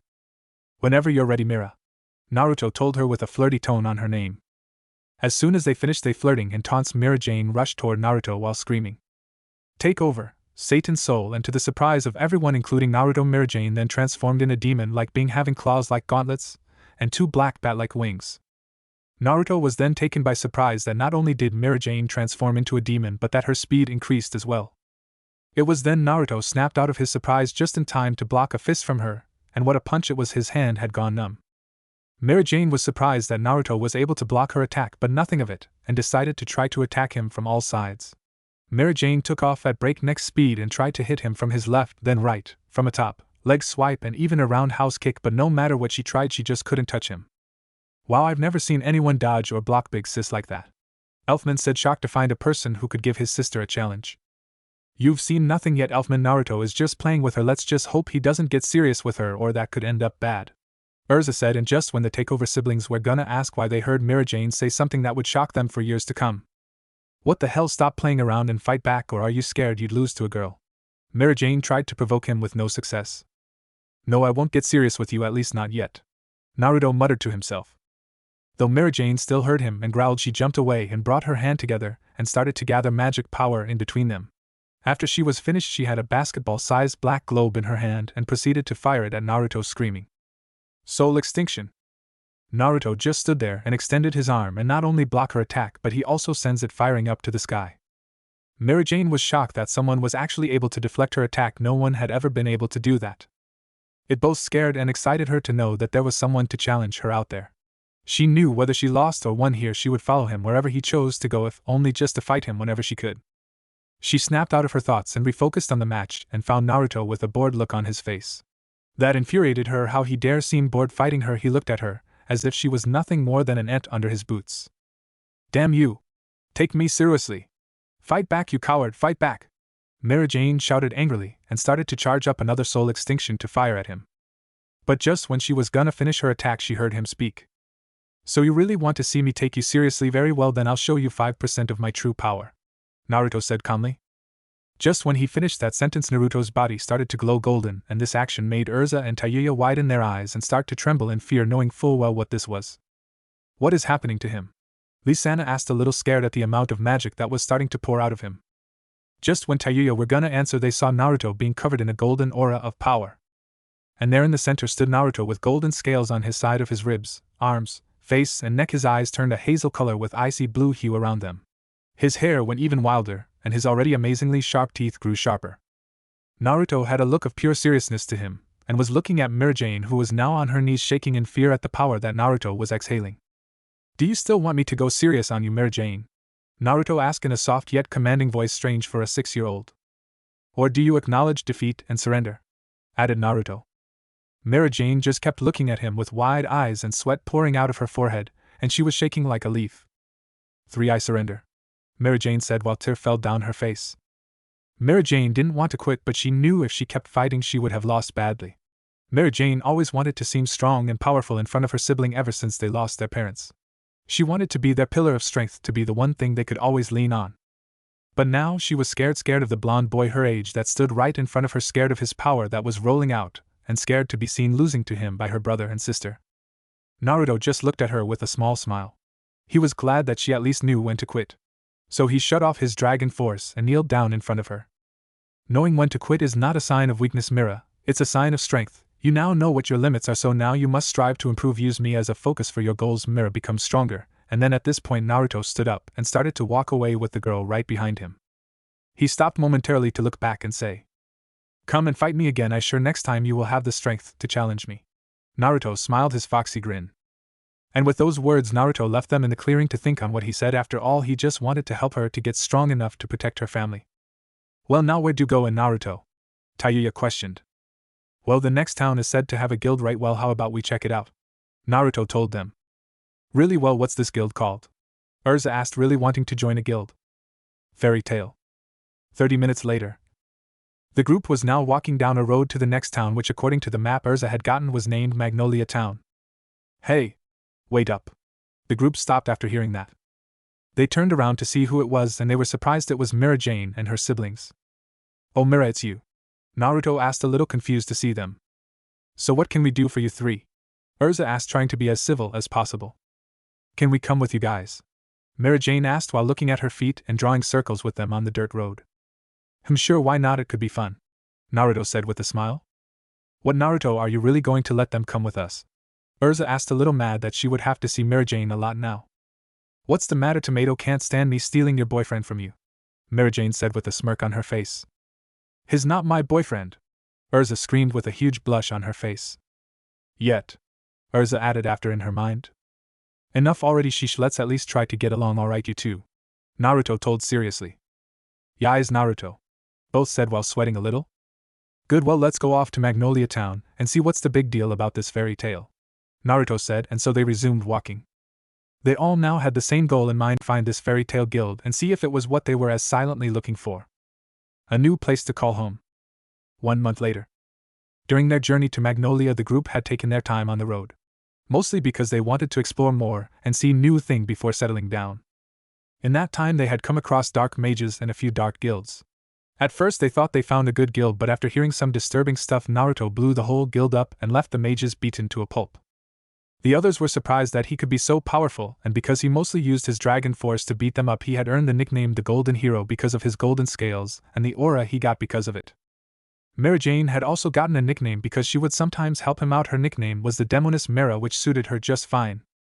Urza and Tayuya had become master at hand-to-hand combat along with swords. But Tayuya had just recently learned a new magic from the book they had brought that she seemed to take a huge liking to. It was sound magic, and sound make magic. She had earned her nickname the Sound Queen because she didn't need to form any magic circles or makes hand motions when doing her magic. All she needed was a flute, which Naruto had bought her not for this, but he was happy she was able to turn it into a magical tool. Urza, on the other hand, had made many improvements in her re-equipped magic. She now could not only re-equip weapons but also her clothing, something he had never heard or read of in the re-equipped magic ever being done. And because of this she had earned her nickname the Knight because she could change her clothing to armor that gave her special abilities. And Kagura, well, she had a very strange magic indeed. Her magic was gravity magic, and she also was able to get a very powerful sword from who knows where. All they know is she didn't have it one night, and then the next morning she had it. Even Kagura didn't know how she had gotten it, but she was very protective of it. So instead Urza started to teach her in the ways of the sword, while Tayuya taught her how to fight hand to hand. Now they were inside Magnolia Town, and were slowly making their way to the guild, but not before looking around town for a bit. "So Naruto, what do you think this fairy tale will be like?" Elfman asked him. In the past month Elfman and Lisana had been training under him to try and master their magic. Elfman was the one who needed the most help, while Lisana had gotten a hang of her magic in almost no time. "I don't know, Elfman, I just hope it's a friendly place for us, and not like Phantom Lord, as I swear that guild only cares about power, and if this guild is just like that we are leaving this place," Naruto said sadly. "Naruto, we can't keep going on like this. We need a place to settle down to build a life, if not for us then for Lisana, Kagura and Elfman. They are young, not by much, but still younger than us four," Urza said sadly. "I can't believe I'm saying this, but I agree with Tomato over there. We need to find a new home for us," Mira Jane said, getting a glare from Urza for the Tomato comment. "Yeah, Naruto, traveling may be fun, but what's the point of it if we don't have a place to go back to?" With a smile on our face, and knowing that we're going home, we need a place to go back to. To be able to not worry about sleeping in the forest, or worry if we have enough food to continue, we need a place where all we worry about is whether we left the stove on," Tayuya told him with a sad smile on her face. Okay, I get, but I just don't want any old place to settle down. You six are my family. Lisana, Kagura, and Elfman are like my little sibling or children, and you Tayuya, Urza, And Mary Jane, you three act like my wives, you three worry about me, take care of the small ones, even wash our clothes, that's why I want the best for us, after all I'm the father/big brother here, so it's my job to look out for all of you. Naruto said with a true smile, never noticing the blushes on the three girls' face when he said the word wife. Well, when you put it that way, okay, we'll do as you say. Tayuya mumbled out. Thank you, but anyways, let's go check out Fairy Tail. Naruto finished. And so the group of 7 head back out toward the Fairy Tail Guild, which according to a townsman that they asked for directions, it was only 5 minutes away. When they got to the front of the guild, they could only marvel at the size of it. After standing there for seemed like hours when it had only been 2 minutes, Naruto grabbed the handles and pushed the doors open. That seemed to be a bad idea, for as soon as he opened it, a mug came flying out of nowhere and hit him square in the face, knocking him towards the ground. The girls rushed toward him, mainly Kagura, Lisana, and Urza, while the other two, Mirajane and Tayuya, were laughing their asses off about how Naruto was beaten by a flying mug. Elfman, on the other hand, just watched the whole thing with a shocked face. While he was worried for Naruto, he knew that he would be fine. Then, like nothing happened, Naruto jumped to his feet and ran inside the guild before shouting at the top of his lungs. Okay, who the hell threw that mug at me? Naruto yelled, and that's when the whole guild stopped their brawl to look at the blonde-haired 6-year-old screaming at them about hitting him with a mug. Before anyone could answer the kid, a small old man walked up to Naruto and others who had just caught up to him. The small old man just smiled at them, a very grandfatherly smile, and asked them politely. And who and what can we help you with, young man? The old man asked him. Huh. Oh, I'm Naruto Uzumaki Namikaze, and these are my traveling companions and family, Tayuya Crimson, Urza Scarlet, Kagura Mikazuchi, Lisana Strauss, her brother Elfman Strauss, and her older sister Mirajane Strauss, and well, we were looking for the master of this guild to see if we could join. Naruto told the old man while introducing everyone to him. Well, Naruto, I'm the master of these here guild, and we would gladly let you join us. My name is Makarov, dear, by the way. Makarov told him while extending his arm for a handshake, which Naruto took with a confused face. Wait, that's it, no asking us anything or making us do something like a challenge or anything to see if we are worthy of your guild? Naruto asked with a raised eyebrow along with his friends. What, of course not. I believe that everyone in this guild are like children to me, so when new people to become members, I will allow them to join as long as they promise to treat everyone here in the guild like family as well, Makarov said with a smile. Really? Well, that's awesome, I guess. Urza said, happy that they might actually finally have found a new place to call home. I do have one thing to ask you, 7, though, Makarov told them, making them think he was gonna ask them like a show of their power or something. Yeah, well, what is it, old man? Tayuya asked him. Makarov just smiled at the way she had addressed him. It made him feel happy to know that he would soon be getting new children. Oh, nothing really, I just need to know where and what color you guys want your fairy tale stamp, Makarov said. The group just looked at him, shocked that all he wanted was for them to decide where and what color their stamps should be. Well, okay, then just give us time to think, okay, Gramps, Naruto told him. Sure, take all the time you want, I'm not going anywhere anytime soon, Makarov said. It took them 5 minutes to decide where and what color they wanted for their stamp. Naruto got his a rust orange color, and his was located right over his heart. Tayuya got hers a blood red color, and hers was located right on her belly button. Urza got hers a light blue color, and hers was located on her left shoulder. Kagura got hers an orange/red color, and hers was located on the middle of her shoulder blades. Mirajane got hers a silver/white color, and was located on her left thigh. Elfman got his in black and on the left side of his neck. Lisana got hers a maroon color, and copied Urza and put it on her left shoulder. As soon as they were finished, they started to look over their stamps with wonder. Listen up, you brats, we got some new members and you all know what that means, don't ya? Makarov told them, and everyone just screamed yeah, and just when they were gonna stand up and do as told, Makarov finished his speech. Well, what are you waiting for? Let's party till we drop, Makarov screamed while pumping his fist in the air. Just when the group was gonna ask what he meant, they saw the entire guild cheer and grab whatever mug was closest and started to drink. The drinking and cheering soon turned to an all-guild brawl, surprising them. Master, shouldn't you stop them? Urza asked, surprised that the master wasn't doing anything about the guild brawl. Well, if I did that, we wouldn't be fairy tale now, would we? Makarov said with a wink. Just then they heard Mirajane's battle cry and looked to see her charge the brawl and start to beat people left and right with a huge smile on her face. And of course the first to join the fight is her. Why am I not surprised? Naruto said with a face palm. Well, you know what they say, if you can't beat them, join them, Tayuya said with a small smile, which everyone mirrored except Lisana, Kagura, and Elfman, because they were now sitting down next to a brunette who was next to the bar talking to her.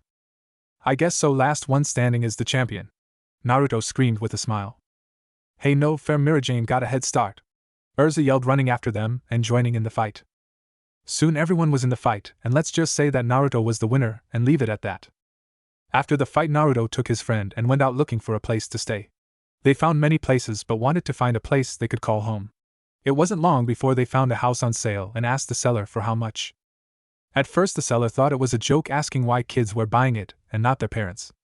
But when the seller saw their depressed faces, he knew that the parents' subject was a touchy thing. Okay, you kids want to buy this house, fine. I would usually sell a house like this for about 10 million jewels, $100,000, but for you guys I will give it to you for 5 million. How does that sound? The seller told them. Really well, okay, thank you very much, Mr. Naruto said, bowing a little to the man's generosity. Don't mention it, kid. Well, how do you intend to pay ya? The seller asked him. Well, I can give you 3,500,000 jewels right now in cash, and I can give you a rare item worth 2 million jewel.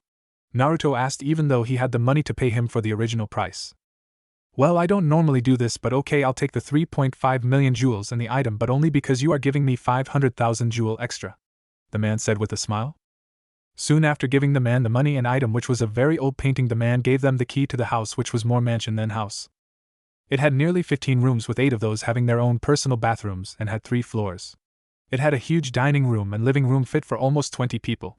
A big kitchen, much to the delight of Lisa and Urza and to the secret delight of Mary Jane. It had a basement and attic as well as an inside dojo.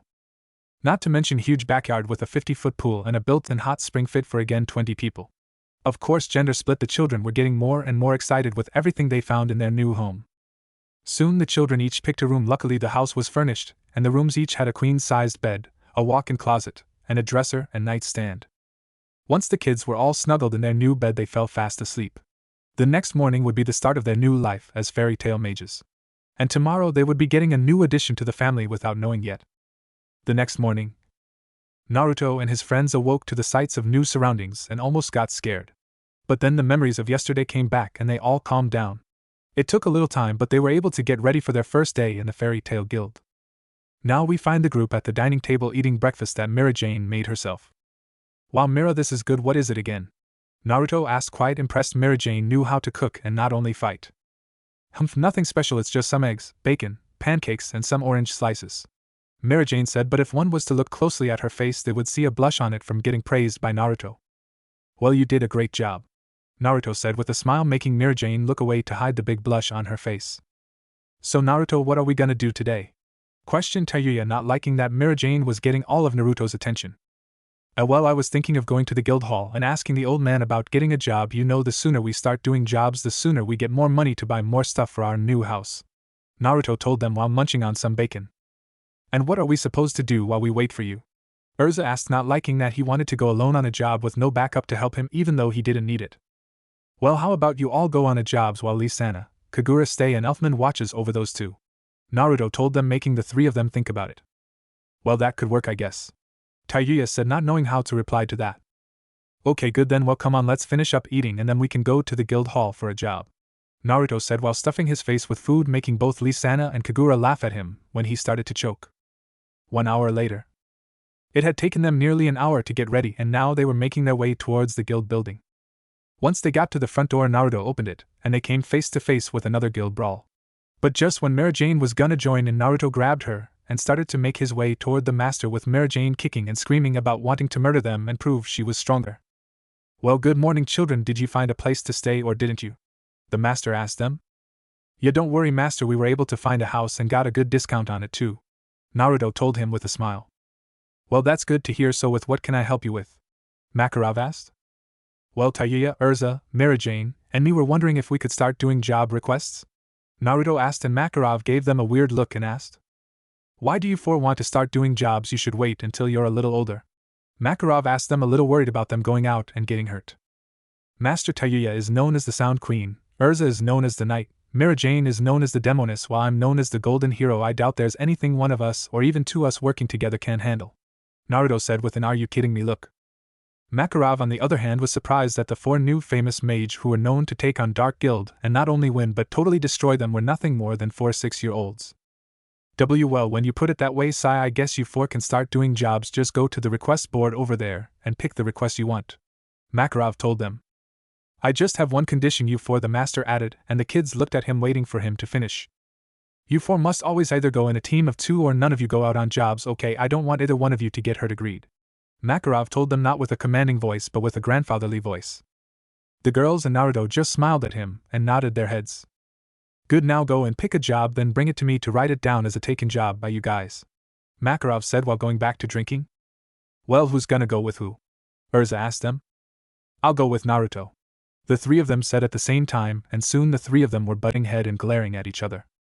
What neither of them noticed was that Naruto had left them and was now talking to a kid in his boxers and a brunette around their age. So let me get this straight, your names are Kana and Gray, right? Naruto asked them, only getting a nod of their respected heads.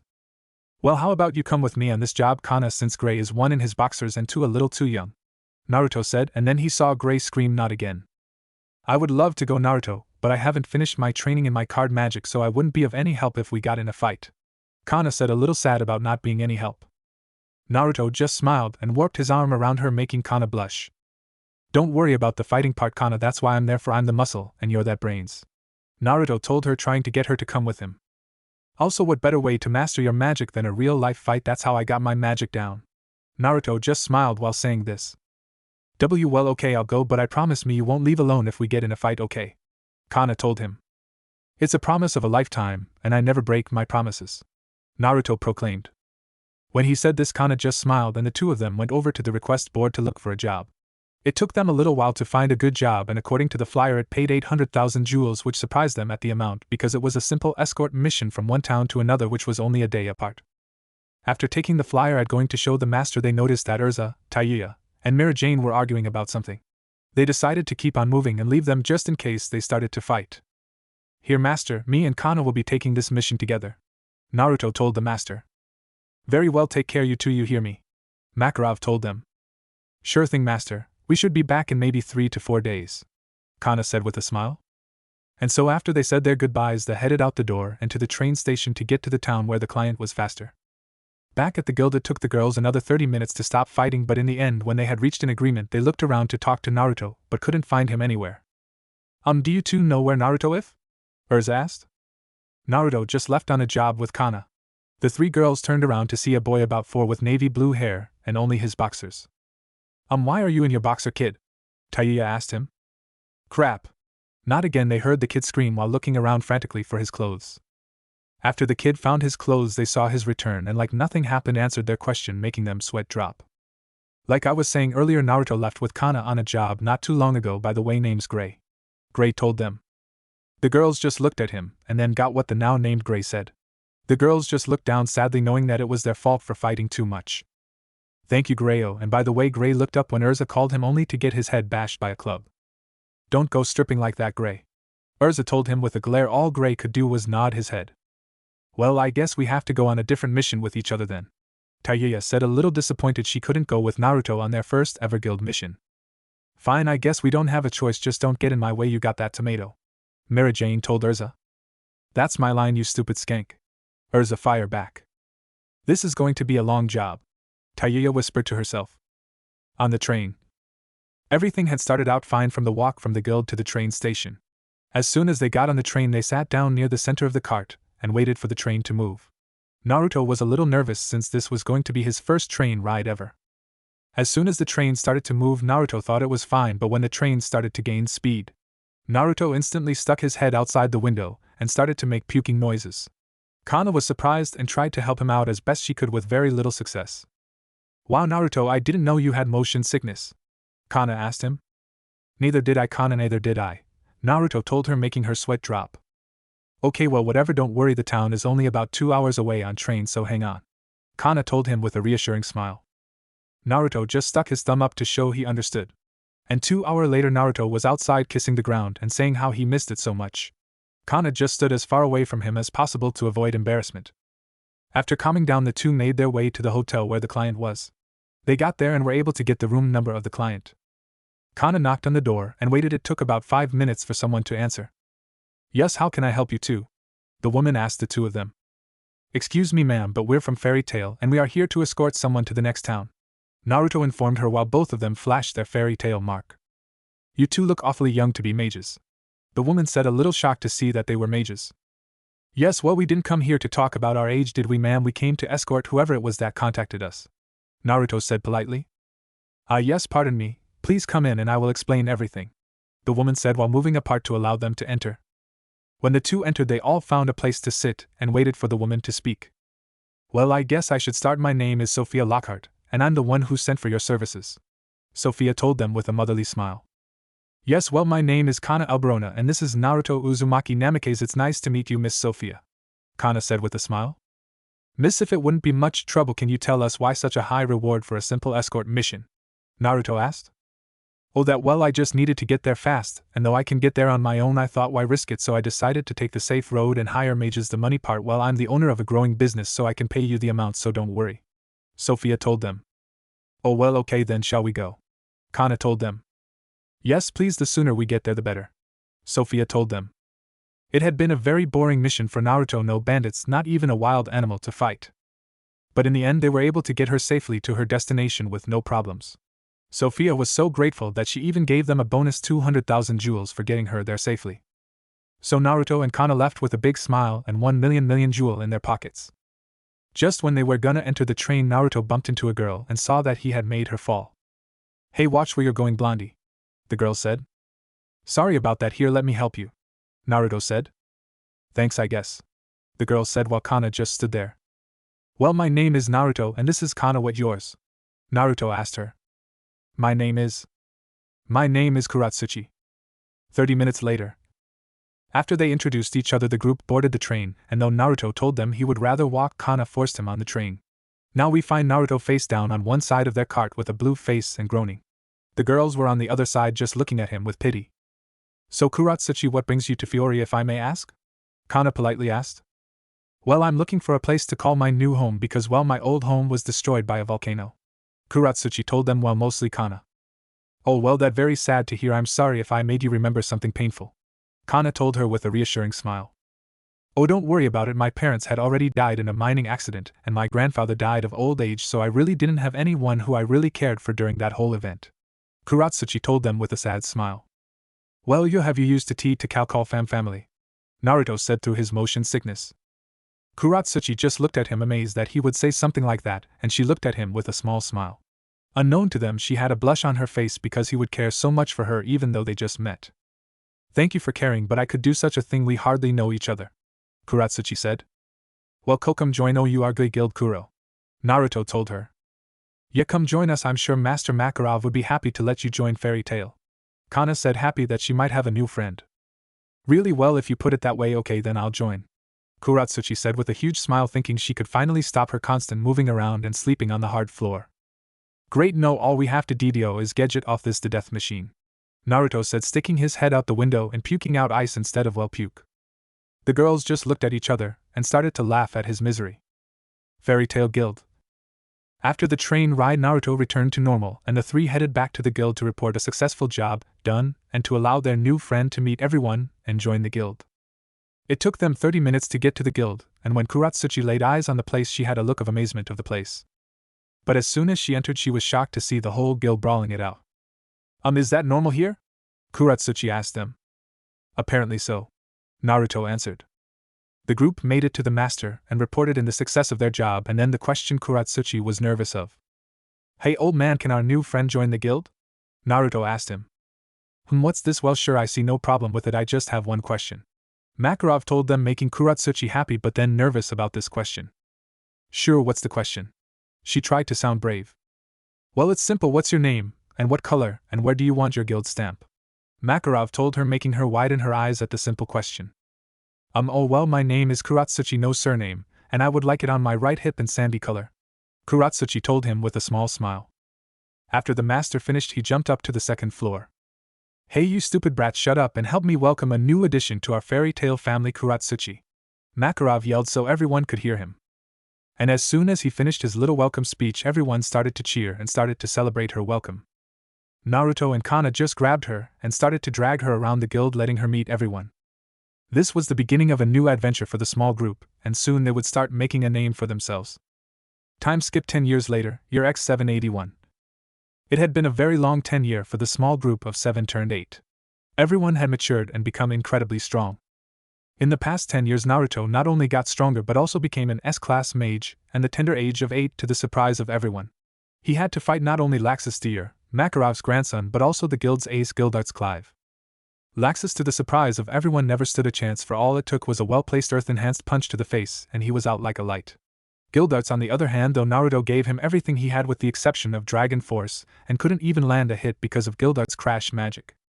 In the end, Naruto had only been able to give him a bleeding lip before he fainted. And because of this, Gildarts passed him and said that in a few years and experience, he would be able to surpass him, much to the shock of everyone.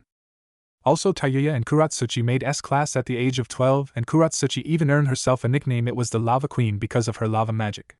Kagura, on the other hand, just trained and was able to improve but hadn't become S-class yet. Lisana and Elfman had trained really hard and become strong too. Not as much as the others, but still pretty strong.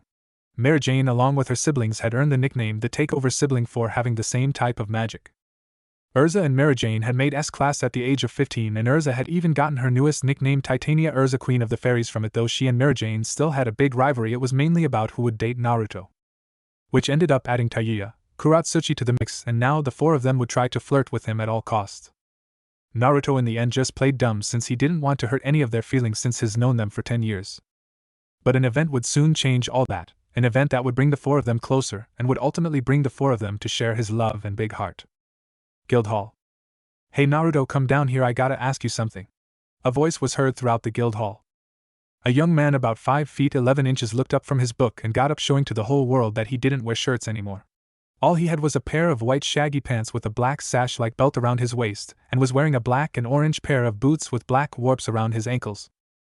Think Gogeta from Dragon Ball Z, except without the vest and arm guards. The young man walked to the rails and leaned on it while replying. Yo, what is it, Mira? The voice said, and it sounded deeper and commanding, yet still held compassion in it. The woman in question was wearing a short black gothic tank top showing of her pretty impressive chest size, along with a pair of purple shorts that showed off her long toned legs. I think I have no idea what her clothes are called since I'm a guy, and well, let's face it, I hardly pay attention to those small details in animes. Well, I was wondering if you would like to join us on a job? Mira told him with a smirk. Sure, why not, I have nothing better to do, Naruto told them while jumping down from the second floor to the first. So what's this job about anyways? Naruto asked them, and by them he means Mira and Elfman. All we have to do is beat this so-called beast in this town, and that's all, nothing big for you, Mira Jane told him, still with that smirk on her face. Fine, let's go and get Lisana, I guess, Naruto said. After some searching around, the group found her talking to Natsu Dragneel, a young fire dragon slayer who Naruto thought was a bit strange with his pink hair and all. Though everyone back in Fairy Tail knew Naruto was a dragon slayer, the only ones who didn't know were the council. And the day Natsu joined was the day he got his first defeat at the hand of Naruto, when he asked him if he knew where Dragneel was. That's when everyone heard Naruto say that he never met any other dragon, and when asked by Natsu if his dragon left him too. Two things happened. One, Urza and Tayuya ran toward Natsu and grabbed him and told him to shut up. And two, Naruto expelled so much magic power even Gildart's eyes widened. Naruto then told Natsu that he didn't have one dragon parent but two, and that he had personally killed them with his bare hands. This of course shocked everyone to hear that not only did Naruto kill one but two dragons, and that they were his parents. When Natsu got mad and started to scream at him, and yelling how could he kill his own parents, all Naruto did was get up and started to walk out of the guild, but not before saying, because they were gonna kill two of my most precious people. And with that he left, and that's Tayuya and Urza told them the story. Yo, Lisana ready to go? Elfman asked her sister. What, to another job? But we just back, can't we stay a little longer to rest? Lisana complained. Yeah, but this is an S-class job and Mira wants us to go with her to help her, Elfman told them. Really, well, okay, I guess, Lisana said. Yeah, and I also got Naruto to come along, so that should make this job 1,000 times easier. Hey Natsu, want to come along? Mary Jane told her sister, and then asked the Pink Dragon Slayer. Really, alright, here, that happy we're going on a S-class job, Natsu told his blue-colored cat partner. Aye sir, but you will die, Natsu, Happy said with a glint in his eyes. What, oh come on man, don't joke like that, Natsu told him. What? No way, I'm the man of this family, and I can protect you two just fine. We don't need Natsu or Naruto to come along, Elfman protested.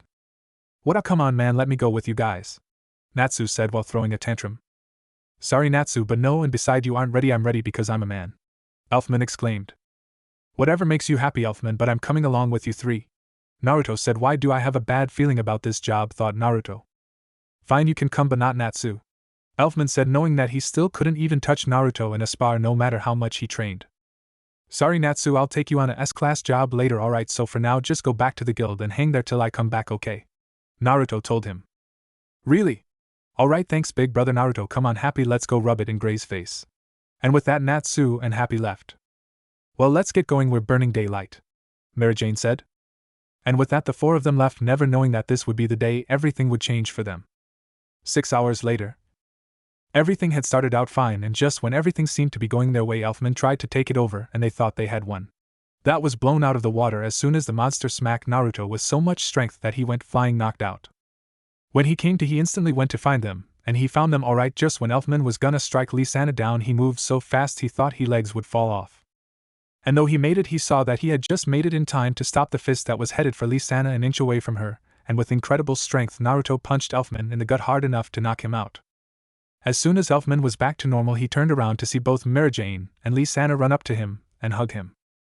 Thank you for saving Lysana and Elfman. Naruto too thought I would have lost both of them today, but if it wasn't for you I would have lost them, so thank you, Mary Jane said while crying into his chest. Yeah, thank you big brother Naruto, because of you I won't make big sis and big brother Elf sad, Lysana said before fainting from all the adrenaline gone from her system. You two don't have to thank me for nothing, I couldn't know I won't let any of my family members get hurt, not while I'm around, okay? Naruto said with a smile and kissing Mira on the forehead. You promise me that you will never let anything happen to me or any of the guild members? Mira asked him with tears still falling from her eyes. Mira, that's a promise of a lifetime, now let's go home, you all need you rest, Naruto said while making an ice gorilla to carrying Elfman while he carried Lysana and Mira on his back and in his arms. I'll explain later the whole ice gorilla thing, okay? 3 hours later. It had taken him 3 hours to get to the guild, and as soon as he got back everyone wanted to know what happened. The master and everyone heard the story be told by Naruto as Mira, Lysana, and Elfman rested up in the infirmary.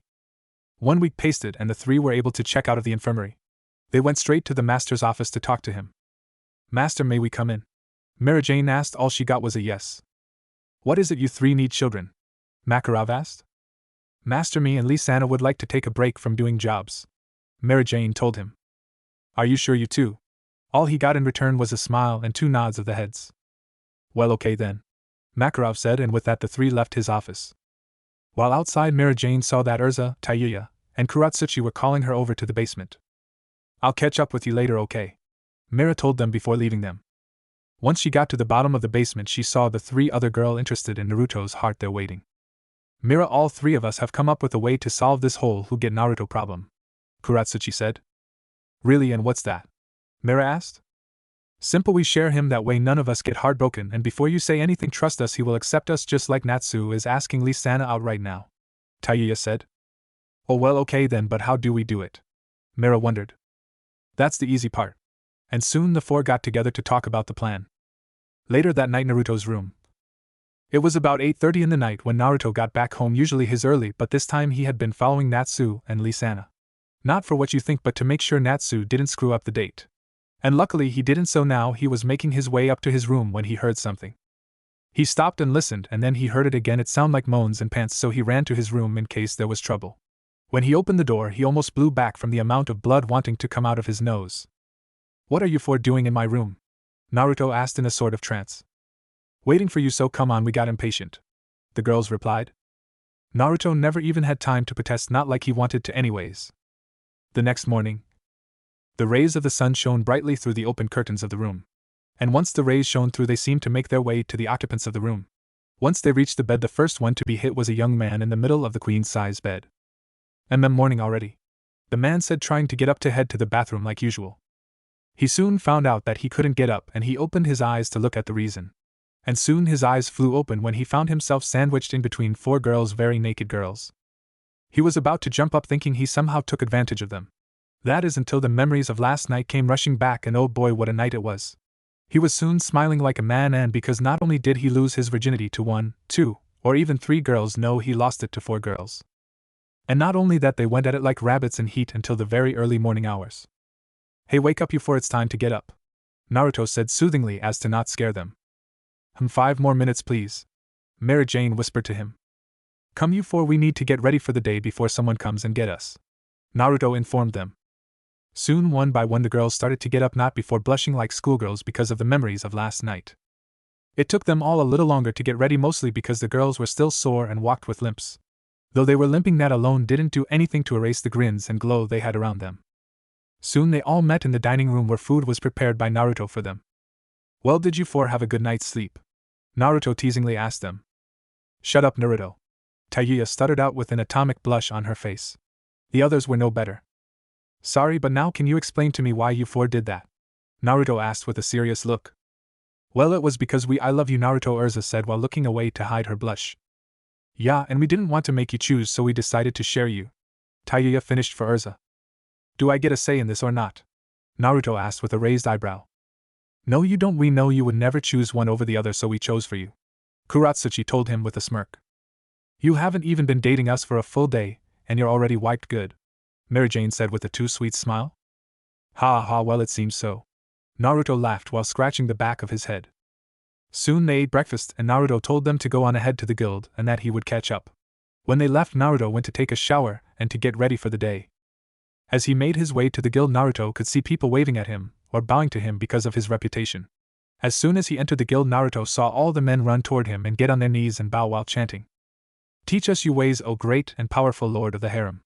The men chanted over and over, and Naruto saw that even the master was there along with guildarts. The only one not there was Natsu, and he was with Lee-sana making out like if they were eating each other's face out.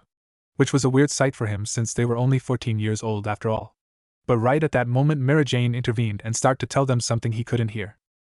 Naruto instantly started to yell at all the men, telling them to leave him alone and that all he wanted was to go with his girls, making all the men jealous at him for getting the 4 sought-after girls in all of Fairy Tail. Well, now that is over, how about we go on a jab? Naruto asked them. We would love to, Naruto, but we're a bit sore still, so how about you go with Natsu here? Mary Jane said with a smile on her face while holding on to Natsu so as to stop him from going back to suck on Lee-sana's face. Sure, why not? Come kid, let's go before they get angry, Naruto said while dragging Natsu away by his scarf. That was mean, Mira, Lee-sana said with a pout on her face. Live and learn, Lee-sana, Mira answered back. 1 month later. It had been a month since the accident and confession of the girls. And right now we find all 4 of them in a circle looking at something together. Do you think he'll be mad at us? Questioned Kuratsuchi. No, I doubt it. If anything, he'll be overjoyed, I hope, Tayuya added, and while the last part she added in her head. Let's just hope for the best. Okay, I mean we do have another month or so before Kagura and him return from their job, Urza said with a thinking pose. Yeah, I mean maybe this were duds, so let's wait another month, okay girls, Mira said, trying to cheer them up, including herself. Yeah, okay, we'll wait, the 3 others said. 1 month later. Another month came and went, and we find the girls in a circle once again. Well, it seemed it wasn't fake, girls, Mira said with a smile on her face. Sigh, so it would seem, Kuratsuchi said with a small smile on her face.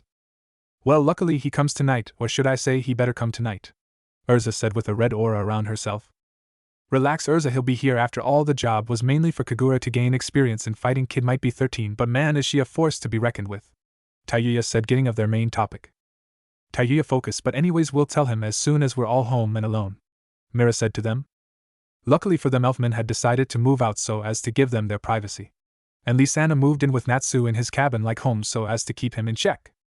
And with both Lee-sana and Mary Jane giving up being mages, Lee-sana had become like a wife to Natsu, always waiting for him to come home with food ready, always making Natsu help out in doing the chores. And anything she had to do, Natsu would do it without complaint.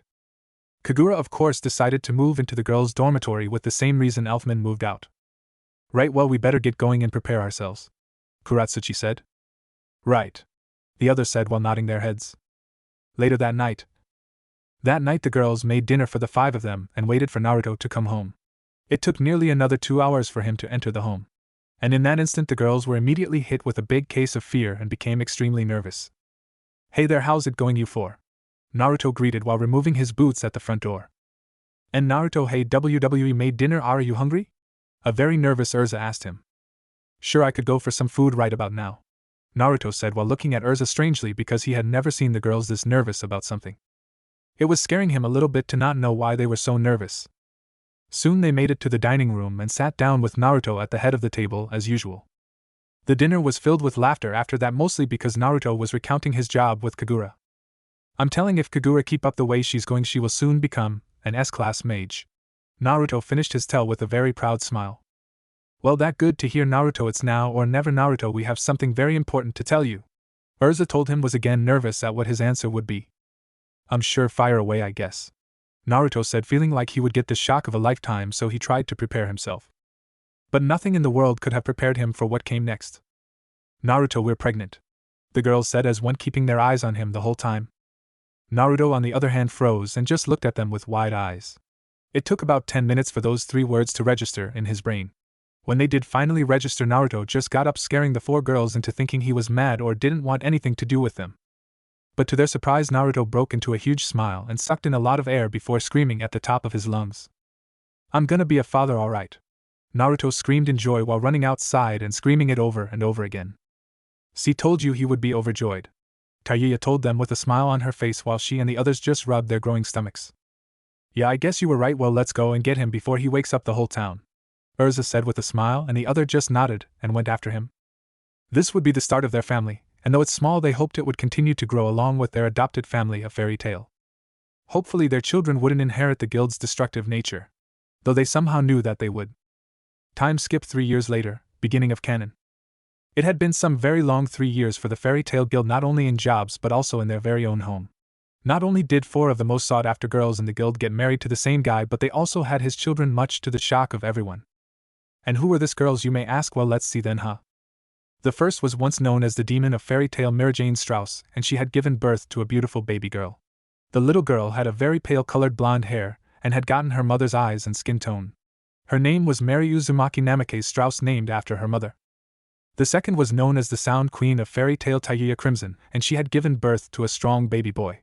The baby boy had a mop of orange hair, showing how his parents' hair color mixed to give him that color. He also had a brown set of eyes with slits for pupils, showing him to be the son of a dragon slayer. He also had his father's skin tone, and his name was Tobi Uzumaki Namikaze Crimson. The third was known as the strongest woman in Fairy Tail, and also as Titania Queen of the Fairies, Urza Scarlet, and she had given birth to twins, one a boy and the other a girl. The boy looked exactly like his father, hair color and all, while the girl looked like Urza. Their names were Minato and Kushina Uzumaki Namikaze Scarlet. Neither Urza nor Naruto knew where those names came from, but they just felt right to them. The fourth one was known as both the Lava Empress and the Earth Mistress of Fairy Tail, Kuratsuchi, and she had given birth to a girl like Mira. The little one had dirty blonde hair with blue eyes with a purple hue around them thanks to both their eye colors. She had her father's skin tone and her mother's looks. Her name was Karen Uzumaki Namikaze. The guild simply fell in love with them the moment they laid eyes on them, and they protected them at all costs. And then there was that one event that was a surprise for everyone. Why, well, 2 years after the girls had their children, Natsu and Lisana, now 16, announced that they were gonna have a baby, to which made most of the guild faint at that. Luckily Natsu had matured enough to be responsible when he wanted to, that is. But Lisana had given birth too much like Urza twins. But these were both girls, not identical, I may add, since one had Lisana's white hair color, and the other had Natsu's hair color. But that where their difference ended, since both were nothing like Natsu, meaning they were loving and calm just like Lisana. Though both loved to fight, it was mostly each other. Also, both had apparently gotten Natsu's Fire Dragon Slayer magic, since they both almost burned the guild down once. In the end, they only managed to burn off the master's mustache, and they also burned of Gildart's hair, leaving him bald for quite some time. Their names were Anna and Rose Dragneel Strauss, and they were currently 1 year old. Now we find the guild going about their day in the guild, which consisted of drinking and taking jobs. Back in the bar, you could see a white-haired beauty cleaning dishes with a little 3-year girl sitting on the counter helping her by passing her the dishes, while 4 other 3-year-olds who were currently walking around picking up empty mugs and carrying them back to them. "Mama, when will Papa and Urza Mama come back?" asked the little girl while handing her another dish. "Well, I would have to say very soon," answered Mira Jane.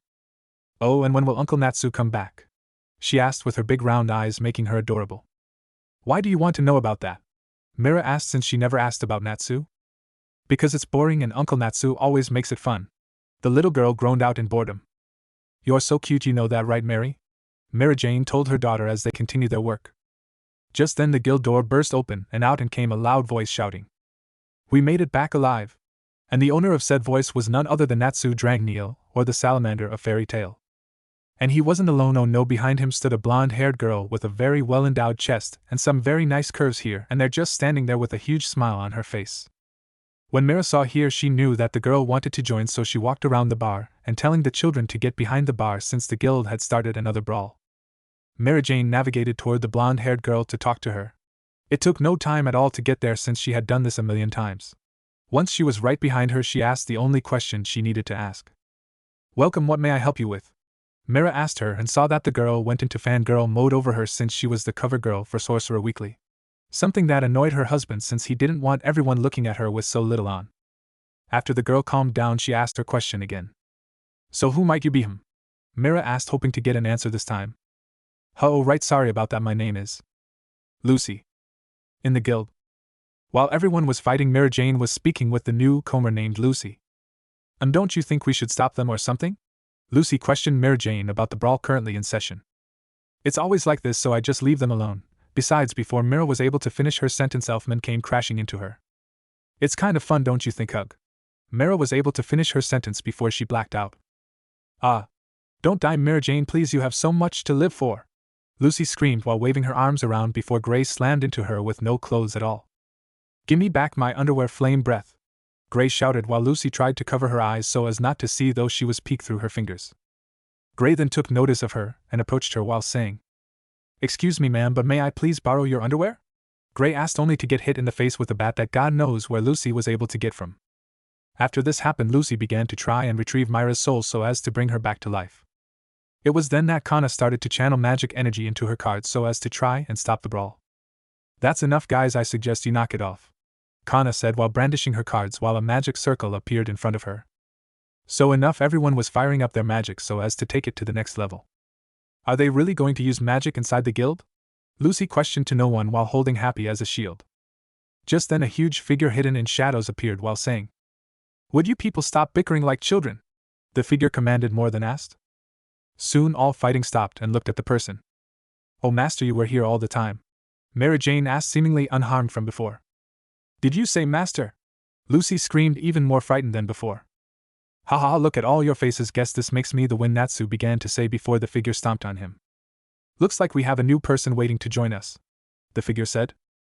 Yes, sir, Lucy said, too afraid to say anything else. Just then the figure began to shrink in size until it revealed that it was a very short old man.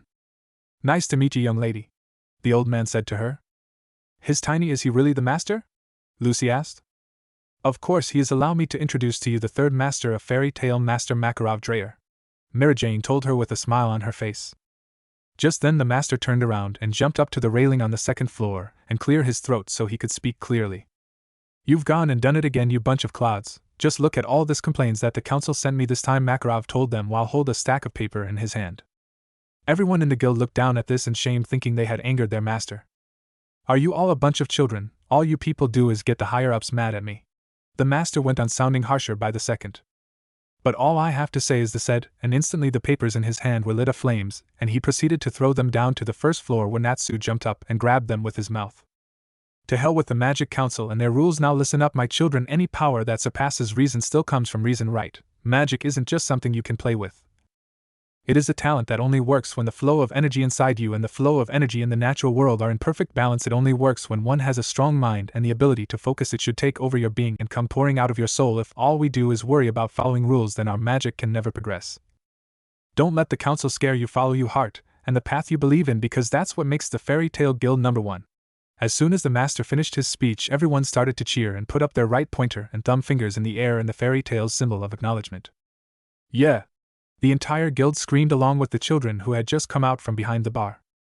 Later at the bar, hey guys, some stuff I will copy off the anime and some will be my creations. Also some arcs are just boring, so I will skip some, like the whole empty Hakabi thing and going to the end of the Everlu quest.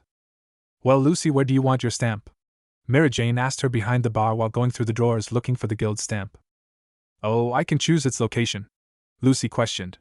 She thought that the master just gave them the mark wherever it landed. Of course you can. Here in Fairy Tale we give our members the opportunity to choose, Mary Jane answered, finally locating the stamp and putting it in front of herself to stamp Lucy. So have you decided yet, Lucy? Mira asked her again. Yeah, I want it on the back of my right hand, Lucy told her, putting the aforementioned hand in front of Mira to have it marked. Okay. As Mira was about to stamp her, she felt a tug on the hem of her dress. She looked down to see a pair of beautiful aqua-colored eyes looking at her with wonder. Mama, can I put the stamp on her? The little girl asked her with hope in her eyes. I'm sure, why not? Mary Jane said while picking the little 3-year-old and hold her in her arms while handing her the stamp. What do you want, you stamp lady? The little girl asked while holding the stamp in both her hand and looking at Lucy with curiosity. Oh, I would like it here, please, Lucy said while holding her right hand out to make it easier for the little girl to stamp. And as soon as she did, the little girl put the stamp over her hand and let it drop, and there was a little light, and when the light died down, the little girl removed the stamp to show a pink fairy tale mark. Yeah, I did. Look, Mama, I did it, the little girl said while smiling brightly, admiring her work. You sure did, Mary. Now run along and play with your brother and sisters. Mama need to get back to work, okay, sweetie? Mira told her while putting her down and smiling at her. Okay, bye mama, bye new lady, Mary said while running along and headed straight to the other 4 children sitting on a table drawing with a big round mage known as Reed S. Jonah. Wow, I didn't know that fairy tale let little kid as young as them join? Lucy said. Well, technically they aren't part of fairy tale yet after all. Me and the other don't think our children are ready to be mages so soon, Mira said with a smile. What? All 5 of them are yours, but you look great like you never had one child, let alone 5. Lucy said with wide eyes and trying to think who the father of the children was. Giggle, oh my, no, I didn't give birth to all 5, the little one that was just here, she was all mine, the others are the children of my. What's a nice way to say this? Mira told her while trailing off in the end and looking to the right as if she was thinking really hard on this. Well, how about harem sisters, a voice said from the 2nd floor, making everyone look up to see 2 very beautiful women on top. One had short black hair and pink pupil-less eyes. She was wearing a red dress that reached mid-thighs, and luckily was wearing black spandex short shorts, with knee-length combat boots. The other girl had waist-length crimson hair and a pair of brown eyes. She was wearing black spandex shorts that reached just above her knees and a long-sleeve cream-color shirt that was more dress than shirt on her. She was wearing a purple rope-like thing as a makeshift belt. She had some regular combat sandals that reached mid-calves. Teiya Kuratsuchi. Mama! The whole guild screamed while looking at the 2. Am I missing something, Mira? Who are those 2? Lucy asked her, not knowing why all of fairy tale went crazy by just the appearance of these 2 women. Oh right, you have never met them before. Well, these 2 are some of fairy tale's strongest members, and also Mira was saying but couldn't finish as Tayuya appeared next to her smiling.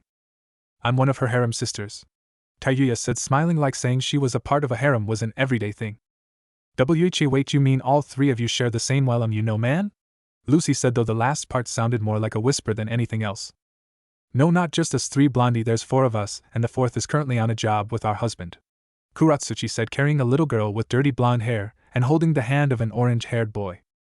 And right beside her was a sun-kissed colored hair and a scarlet-colored hair young boy and girl. Oh, well, how do you all get along knowing that you all have to share him with each other? Lucy questioned.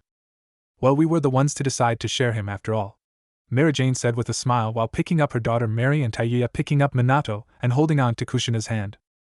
Oh well, I guess that makes some sort of crazy sense, Lucy said with a sweat drop.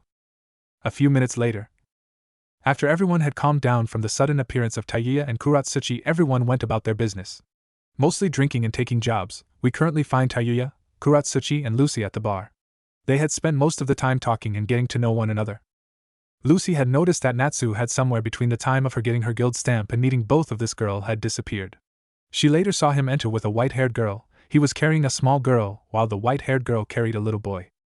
She saw how Natsu helped her over to a table where the stripper known as Grey and the alcoholic woman known as Kana were sitting. Natsu gave the little girl to Kana and went over to the request board. Lucy decided to show him her new guild stamp and asked who the girl was, so she got up and out of her sit and headed toward him. Hey Natsu, look, I got the fairy tale stamp. Now I'm an official member, Lucy happily said. Oh, that great loony, Natsu replied, not even paying attention. The name's Lucy, Lucy screamed at him. When she saw he didn't even hear her, she stormed back to her sit next to Tayuya. After a few more minutes, Lucy saw a little boy that looked no older than 6 walk in and go to the master. Excuse me, sir, is my father not back yet? The little boy asked the master.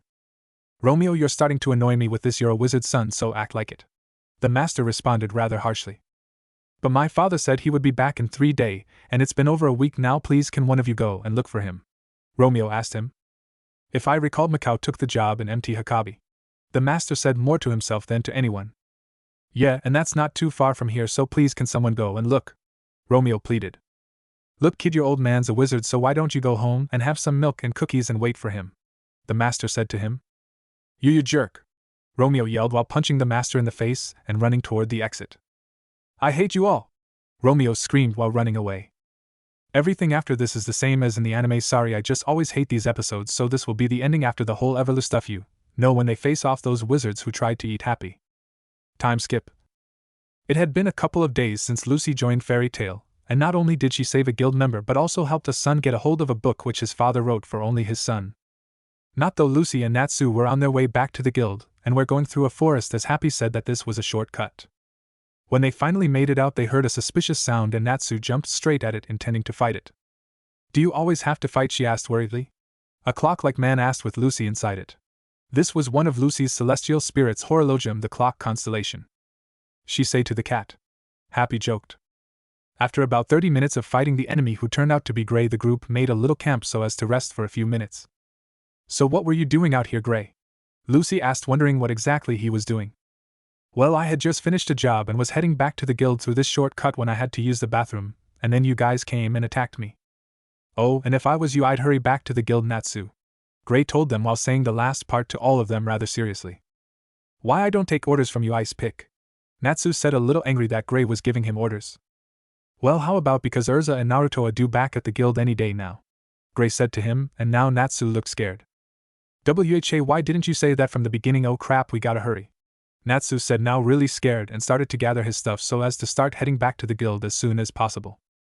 Wait, you guys, who are this Urza and Naruto you guys are talking about? I mean, I've heard about them, but I haven't even seen a picture of either one of them. Lucy asked them, trying to find out who these two people were to make Natsu so scared. Urza is the strongest woman in Fairy Tail, while Naruto is arguably the strongest wizard in all of Fiori. Natsu said. What, this Naruto guy, is he really that strong? I mean, to be considered the strongest in all the kingdom is really hard to believe. Lucy said, thinking they were just pulling her leg. No, and as much I hate to agree with Flame Breath, here is actually right this once. Gray said. Yeah, I mean, they say that he knows so many different magic types that even he can't remember how many anymore. Happy said. Really? Wow, and how about this Urza, what is she like? Lucy asked them, and instantly both paled and started to sweat. She's a monster, and really scary and crazy strong. Happy said. Yeah, Urza can destroy about 2 mountains. Natsu said. What, no way, she can destroy more like 3 mountains. Gray countered with a heated glare directed at Natsu. Guy, even if she can only destroy 1 mountain, it's still scary. Lucy said, crying a little, imagining a huge monster destroying a town. Well, whatever, we need to really be heading back now, guys, before they make it before us to prepare. Gray said, but as soon as those words left his mouth, an explosion occurred where they once stood. When the smoke cleared, it showed 5 men around a tied and bound Happy, who was over a fire like a hog ready to be cooked and eaten. Happy! The 3 screamed out in shock and worry. Look, you guys, he's shaking in fear. One of them said while looking at Happy in the eyes. No, I'm not shaking because I'm scared, I'm shaking because I need to use the bathroom really bad. Happy told them, making the 5 of them look at him weirdly. So please let me go, because if you don't, then I will pee myself, and it will make me taste funny. Happy added, hoping that would do it. No way, so why don't you try to relax, because you'll soon be in our belly. The little green-looking elf said. Fry him. The elf-like thing said to the big chicken in overalls. Meat. The chicken screeched, and the staff he was holding burst into flames, ready to fry Happy. Help me, I don't want to be eaten by a chicken, Happy yelled. As soon as Happy screamed that, Gray and Natsu showed up and started to fight the mages while Lucy untied Happy. Help me, Lucy's trying to eat me, Happy screamed. Shut it, you stupid cat, Lucy yelled at him, annoyed that he would say that. While Lucy was doing this, she saw that both Gray and Natsu were finished with their fight and had tied the people to a tree. As she walked toward them, she saw the elf thing trying to speak. Lullaby. The elf thing said, but before they could ask him what it meant, a black magic circle appeared under them, and they soon vanished into the shadows. What the hell was that? Natsu screamed. I don't know, but I don't like this, Gray added, having a look of concern. Lullaby, as in the songs mothers sing to their children so they can sleep, Lucy asked.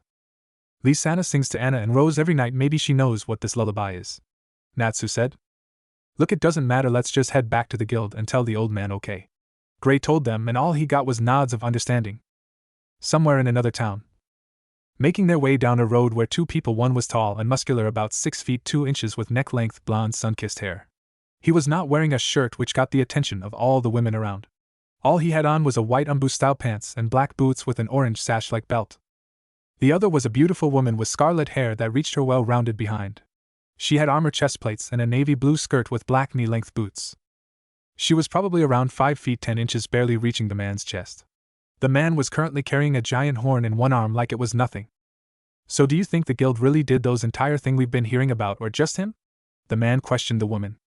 I have no doubt that it was both of them that did everything, the woman replied with a scowl at being reminded about the news of their guild's mischiefs. Looks like you're gonna have to beat the rules into them again, the man chuckled. This isn't a laughing matter, Naruto, Natsu and Gray are giving Fairy Tail a bad name, the girl told him with a glare. Relax, Urza, it's not like they hurt anyone beside Natsu, at least act more mature, ever seen Anna and Rose were born. The now recognized Naruto spoke. Whatever, but they will still face my wrath as soon as we get back. Urza said. Whatever makes you happy, babe. Naruto said with a smile when he noticed Urza's blush. Anyways, let's hurry up and make it back to Fairy Tail. I can't wait to hug Minato and Kushina again. Urza said with a motherly smile. Right, let's go. Naruto said. And with that the two resumed their walking, not knowing what awaited for them when they stopped to rest for the night. Things were about to start getting interesting for Fairy Tail. Town where Urza and Naruto are staying. Don't know the name of the town. Urza heard the whole Aragorn thing. The pair were making their way down a road inside a little town looking for a place to rest for a while and get something to eat. Hey Urza, why don't we stop there and get something to eat and rest before we resume our travel back to the guild? Naruto told her, to which Urza only nodded. As they made their way to the small pub that Naruto located, he placed a giant horn at the entrance to it. He not at all worried that someone would take it since only Urza and he could carry it because of its sheer size and weight. As they sat down at the front of the bar, they started to talk about random subjects. So Naruto, do you think Kushi would like the gift I got for her and the others? Urza asked. Sure, I mean they like anything you bring them, especially Kushi. I mean that girl will more than anything grow up to be the new Titania, Urza, Naruto told her with a smile. Well, there is no way I will let any of the children be weak. I and the others will train them when we think they're ready. Urza responded with a small smile on her face, remembering that Kushina acted a lot like her. Down to begin the strict one of the children, and always making sure they behaved when Naruto or any of the girls weren't there. And as they continued to chat and eat the food that had just arrived, they suddenly stopped when they heard one of the other mages in the pub talk. The whole conversation is the same, so I will skip it to after the whole thing. After Naruto and Urza heard what those guys were talking about, they finished their food quickly and left. I don't like how that sounded, Naruto, Urza said with a serious face. Me either, Urza, but there is nothing we can do without the master's consent right now, Naruto said while looking outside of the window of the hotel room they got for the night. You're right, so let's rest for tonight and continue onward tomorrow. The sooner we get to Fairy Tail the better, Urza said, only in a sports bra and shorts. Right, well, how about you come to bed then? Urza said with a smirk. I'm sure, why not? Naruto said with a small nosebleed. The next morning, after their activities that night, the two of them woke up and got ready quickly, wanting to get to Fairy Tail as possible. In Fairy Tail. Back in Fairy Tail, everyone was going about their day mostly drinking and doing jobs. Man, it's so boring and there's nothing to do. Lucy whined to no one in particular. Yeah, maybe we should take another job soon, Natsu said, sitting next to Lisana while a little pink-haired one-year-old girl played with his hair. Yeah, we're almost out of food money, Natsu, Happy said with a fish in his mouth while another little white-haired one-year-old girl copied him. Not with a fish though, with her milk bottle. What do you mean we're almost out of food money, Happy? Natsu has been saving a lot of his job earnings since he was young. We have more than enough money, take a break you two, Lisana said to them while getting up and headed toward the bar to help out her older sister. Well, if we would have taken that 2 million jewel reward, we would be sitting nicely. Oh, and I can't forget rent is due next week, so I guess I should go look for a job too, Lucy said, having come to find out that Lisana and Natsu were married and had 2 little girls, which still surprised her no less. Wow, I didn't know mage job were so random. Break the curse on a cane, find a magic bracelet, read someone's love horoscope, Lucy said while looking at all the jobs on the request board. Well, if you find one you like, bring it to me, since the master is away on a meeting. I'm looking after stuff for him, Mira said while standing there. Yes, she has been doing this sort of stuff for a while. Sometimes I think we should be calling her master instead of the old geezer, Tayuya said from the bar while combing little Kushina's hair. Tayuya B, why do you insist on calling old man Makarov old geezer? I mean, come on, be a little more respectful at least, Kuratsuchi said while sitting next to Karen, Minato, and Toby and making sure the 3 of them ate their lunch, or more importantly their vegetables. Well, what kind of meeting is it? Lucy asked Mira while smiling at the little children and how cute they looked next to their mothers, or second, third, or fourth mother. It was hard to tell when the girls are in harem with the father. Well, it's a meeting for guild master. Every once in a while the guild masters get together to talk about the state of things, Mira told her and went on to explain the state of things from the council to the guild and dark guilds. Oh, I never knew things were so complicated, Lucy told her. Yeah, well, how about you hurry up and pick us a new job, Lucy, Natsu said with his hand behind his head. Yeah, and make sure it's one with a big reward, Happy said. What, no way, what make you think I'll let you two come along? Lucy said with a glare directed at them. Well, we are a team, so that's why, Natsu said with a smile. What? No, we aren't. As far as I'm concerned, our team is disbanded. Beside, last time you didn't actually want me, you were just using me because I was a blonde, Lucy said. Remember the whole Everly job? What? No, that wasn't the only reason we picked you because you are so nice, Natsu said with a smile which made Lucy glare at him a little more. Hey Lucy, I wouldn't hang around him if I was you. I'm sure you'll get picked to be on a better team by someone else very soon, Gray said from his sitting spot in front of Kana, who was holding on to a barrel of alcohol. Gray, your clothes? Kana asked, more like told him, making Gray freak out about only being in his boxer. What did you say, jerk? Natsu asked Gray, making him glare at him, and soon both were clashing foreheads. Did you just call me a jerk, matchstick?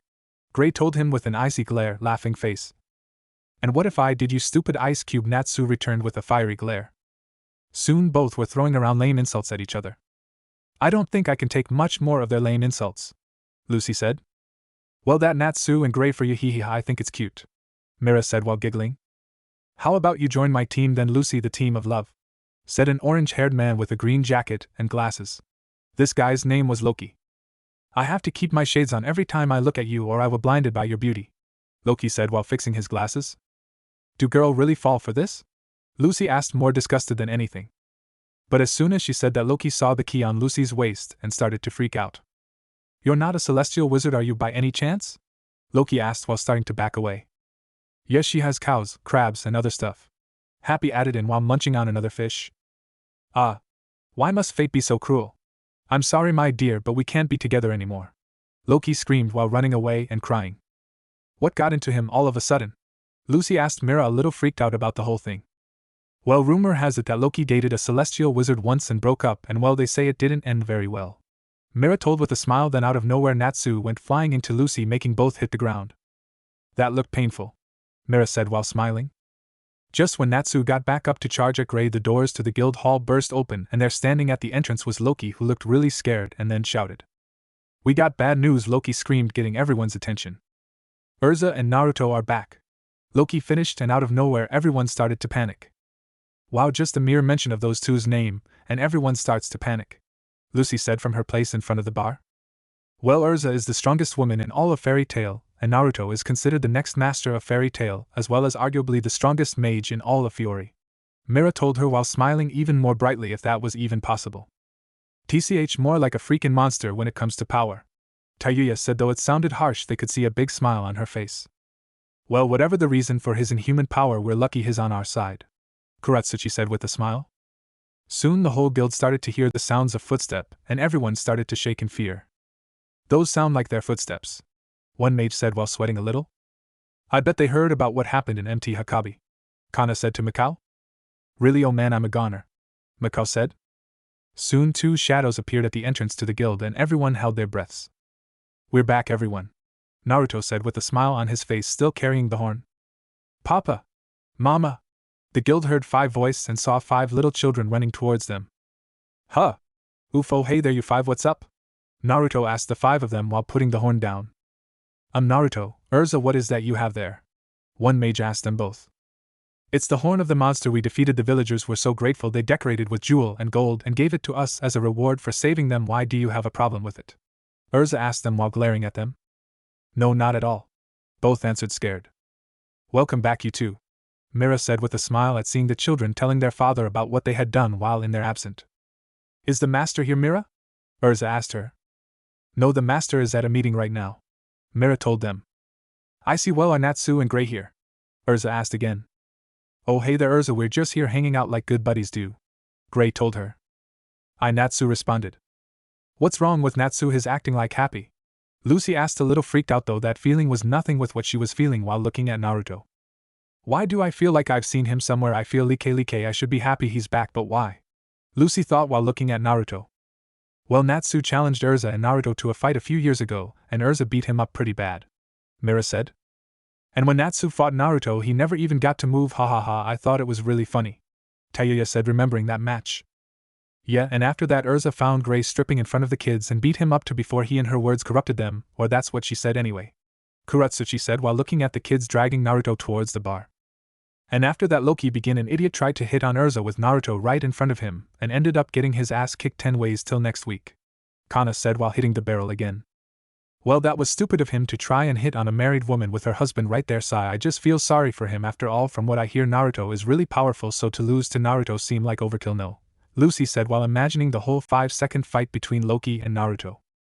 Did we say anything about it? Began Naruto, who beat him senseless, Tayuya said. Oh, well, who beat him then if it wasn't Naruto? Lucy asked them. Urza, of course, Mira, Tayuya, and Kuratsuchi said at the same time. After that, Lucy saw that Urza started to rip into everyone about their bad behavior. That when she got back to Gray and Natsu.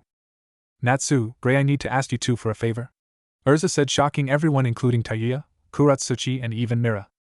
I need your help with a job. I would have liked to talk with Master, but seeing as he's not here I will have to take matters into my own hands, so do you accept? Urza said, making the guild gasp at her asking for help. Urza, Natsu, Gray and Naruto on the same team. Oh my god, if Kuratsuchi and Taiya join they will be the strongest team in all of Fiori, Mira said while gasping. Naruto just watched from the sidelines while looking at all the pictures his children drew for him. Well, now that this is over, how about we all go home? Natsu, Gray, meet us at the train station tomorrow at 8 OK. Naruto announced while picking up his children's stuff and heading home with them along with his 4 wives. Well, it seemed that fairy tale just got a whole lot more interesting, Kana said while looking at them leave. Soon everyone started to talk about the new team that apparently just formed. Tomorrow would be an interesting day indeed, not just because of the new team but because of what that team would accomplish.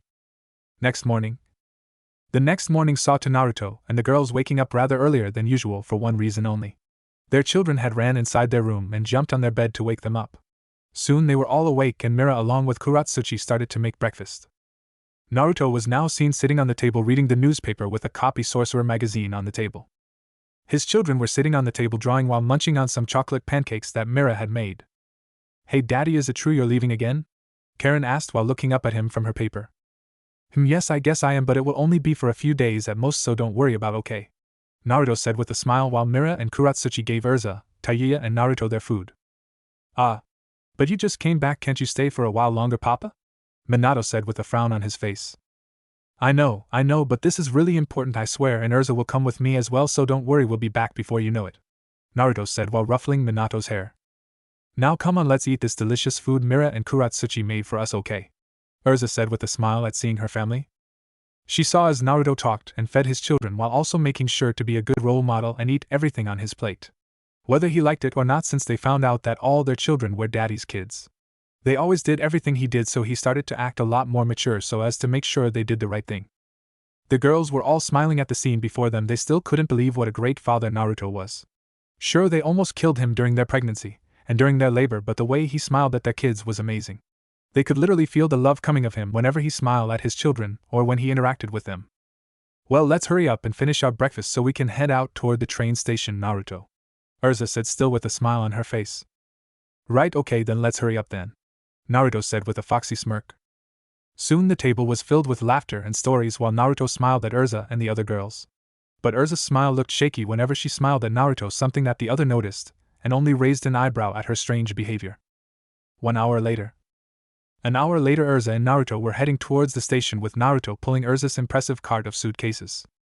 Man, Urza, we need to find a better way to carry your stuff because pulling a cart full of suitcases around everywhere we go is so exhausting, Naruto said to her while changing arms so as to not let one arm fall asleep.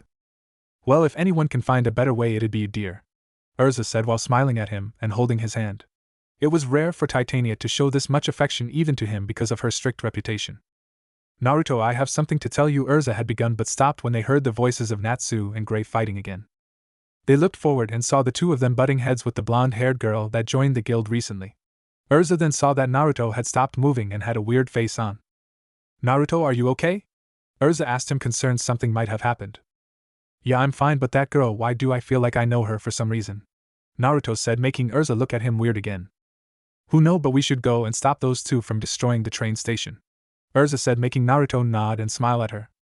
After that they went to the 3 people and 1 cat, and as soon as the 2 boys saw Naruto and Urza they stopped fighting and began to hug each other like old friend. Hey Urza, Naruto, how was your morning today? Lucy asked them, trying to get on their good side. Fine, little Kushi and Minato decided to make us all picture for this trip, Urza said while giving Lucy a piece of folded paper. Lucy opened the paper and saw a picture of her in front of the Fairy Tale Guild Hall with the whole Uzumaki family, an extended family of Fairy Tale. Lucy smiled at the picture and folded it back up and put it in her little pouch. Thank you, and please tell Kushi and Minato thanks as well, Lucy said, making both Naruto and Urza smile. Hey, you know, I just remembered something. Where in the world is Kagura? Naruto asked Natsu and Gray. Lisana said that she took a S-class mission not too long ago, and that she was due back in maybe 3, maybe 4 days tops, Gray said, making Naruto nod his head. Who's Kagura, if I may ask? Lucy asked them. She is a member of Fairy Tail who was just recently made a S-class mage about 2 months ago. She is also Naruto's adopted little sister. Urza said to her, making Lucy nod. Well, enough standing around here like idiots, let's get moving, Naruto said. Wait, Naruto, Urza, I'll go with you on one condition, Natsu began, making Gray look at him as he had grown a second head. What are you mad? Shut up before they hurt you again, Gray told him, but Natsu ignored him and looked at Naruto and Urza in the eyes.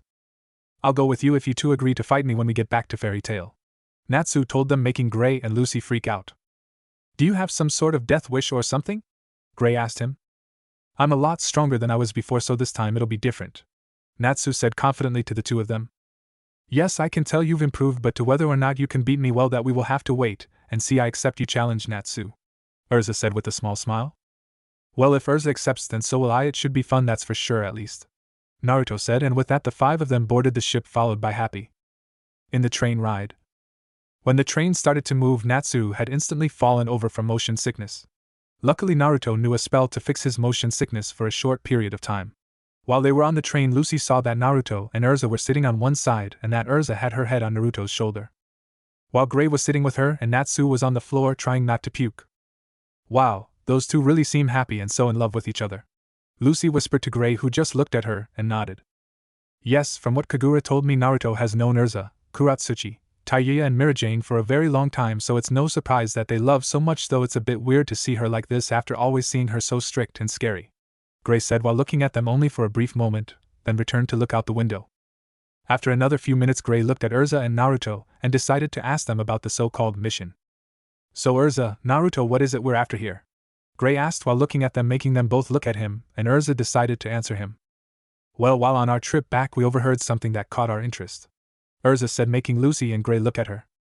The conversation is the same as in the anime, except Natsu is awake but with his head outside the window and throwing up, so he completely didn't hear anything. I see, well, maybe I shouldn't have come, Lucy said, sweating at the thought of fighting a whole guild of dark mages. Naruto just looked at Lucy with a strange look on his face and had one thought go through his head. Why is she scared, and why do I feel the need to comfort her? Naruto thought while looking at Lucy. Oh, Lucy's all slimy, Happy said, making Naruto look at Lucy. It's Sweat, you stupid cat, Lucy screamed at Happy. Naruto only grinned at this while Urza once more put her head on Naruto's shoulder, and Gray, well, he continued to look outside with Natsu now hanging outside the window. The only thing keeping Natsu from falling out was Naruto having tied his foot to the bottom of the seats to keep him in. Oh, I don't mean to be bold or rude, but can you tell me or show what type of magic you use? I mean, I know Natsu uses Fire Dragon Slayer magic, but what do you guys use? Lucy said while a man selling food came by and Lucy was somehow able to negotiate with him and get over 20 sliced in half sandwiches for almost 70% off the original price. Urza was currently munching on a strawberry cheesecake and Naruto was stealing bites from her. Sure, well, for starters, Urza here uses a type of re-equipped magic called the Night, while Gray here uses a maker-type magic. Go on, Gray, show her, Naruto said, and Lucy looked at Gray waiting for his demonstration. Well, alright then, here goes, Gray said while putting his hands out with his left hand open and his right hand in a fist on top of his left. Soon a light blue magic seal appeared, and when Gray removed his right hand, a solid ice-style fairy tale symbol was seen, and then he sent it towards Lucy, who had an odd face. That's amazingly beautiful, Gray, and what type of magic do you use, Naruto? Lucy said while giving Happy the ice sculpture. I use a lot of different types. Actually, I use maker magic, rune magic, script magic, celestial spirit magic, elemental magic, re-equip magic, some lost magics, and dragon slayer magic plus others, Naruto said while counting them off in his hand. Lucy had a shocked face, never hearing of anyone ever knowing that many magic types. Why do you know so many? Lucy questioned him.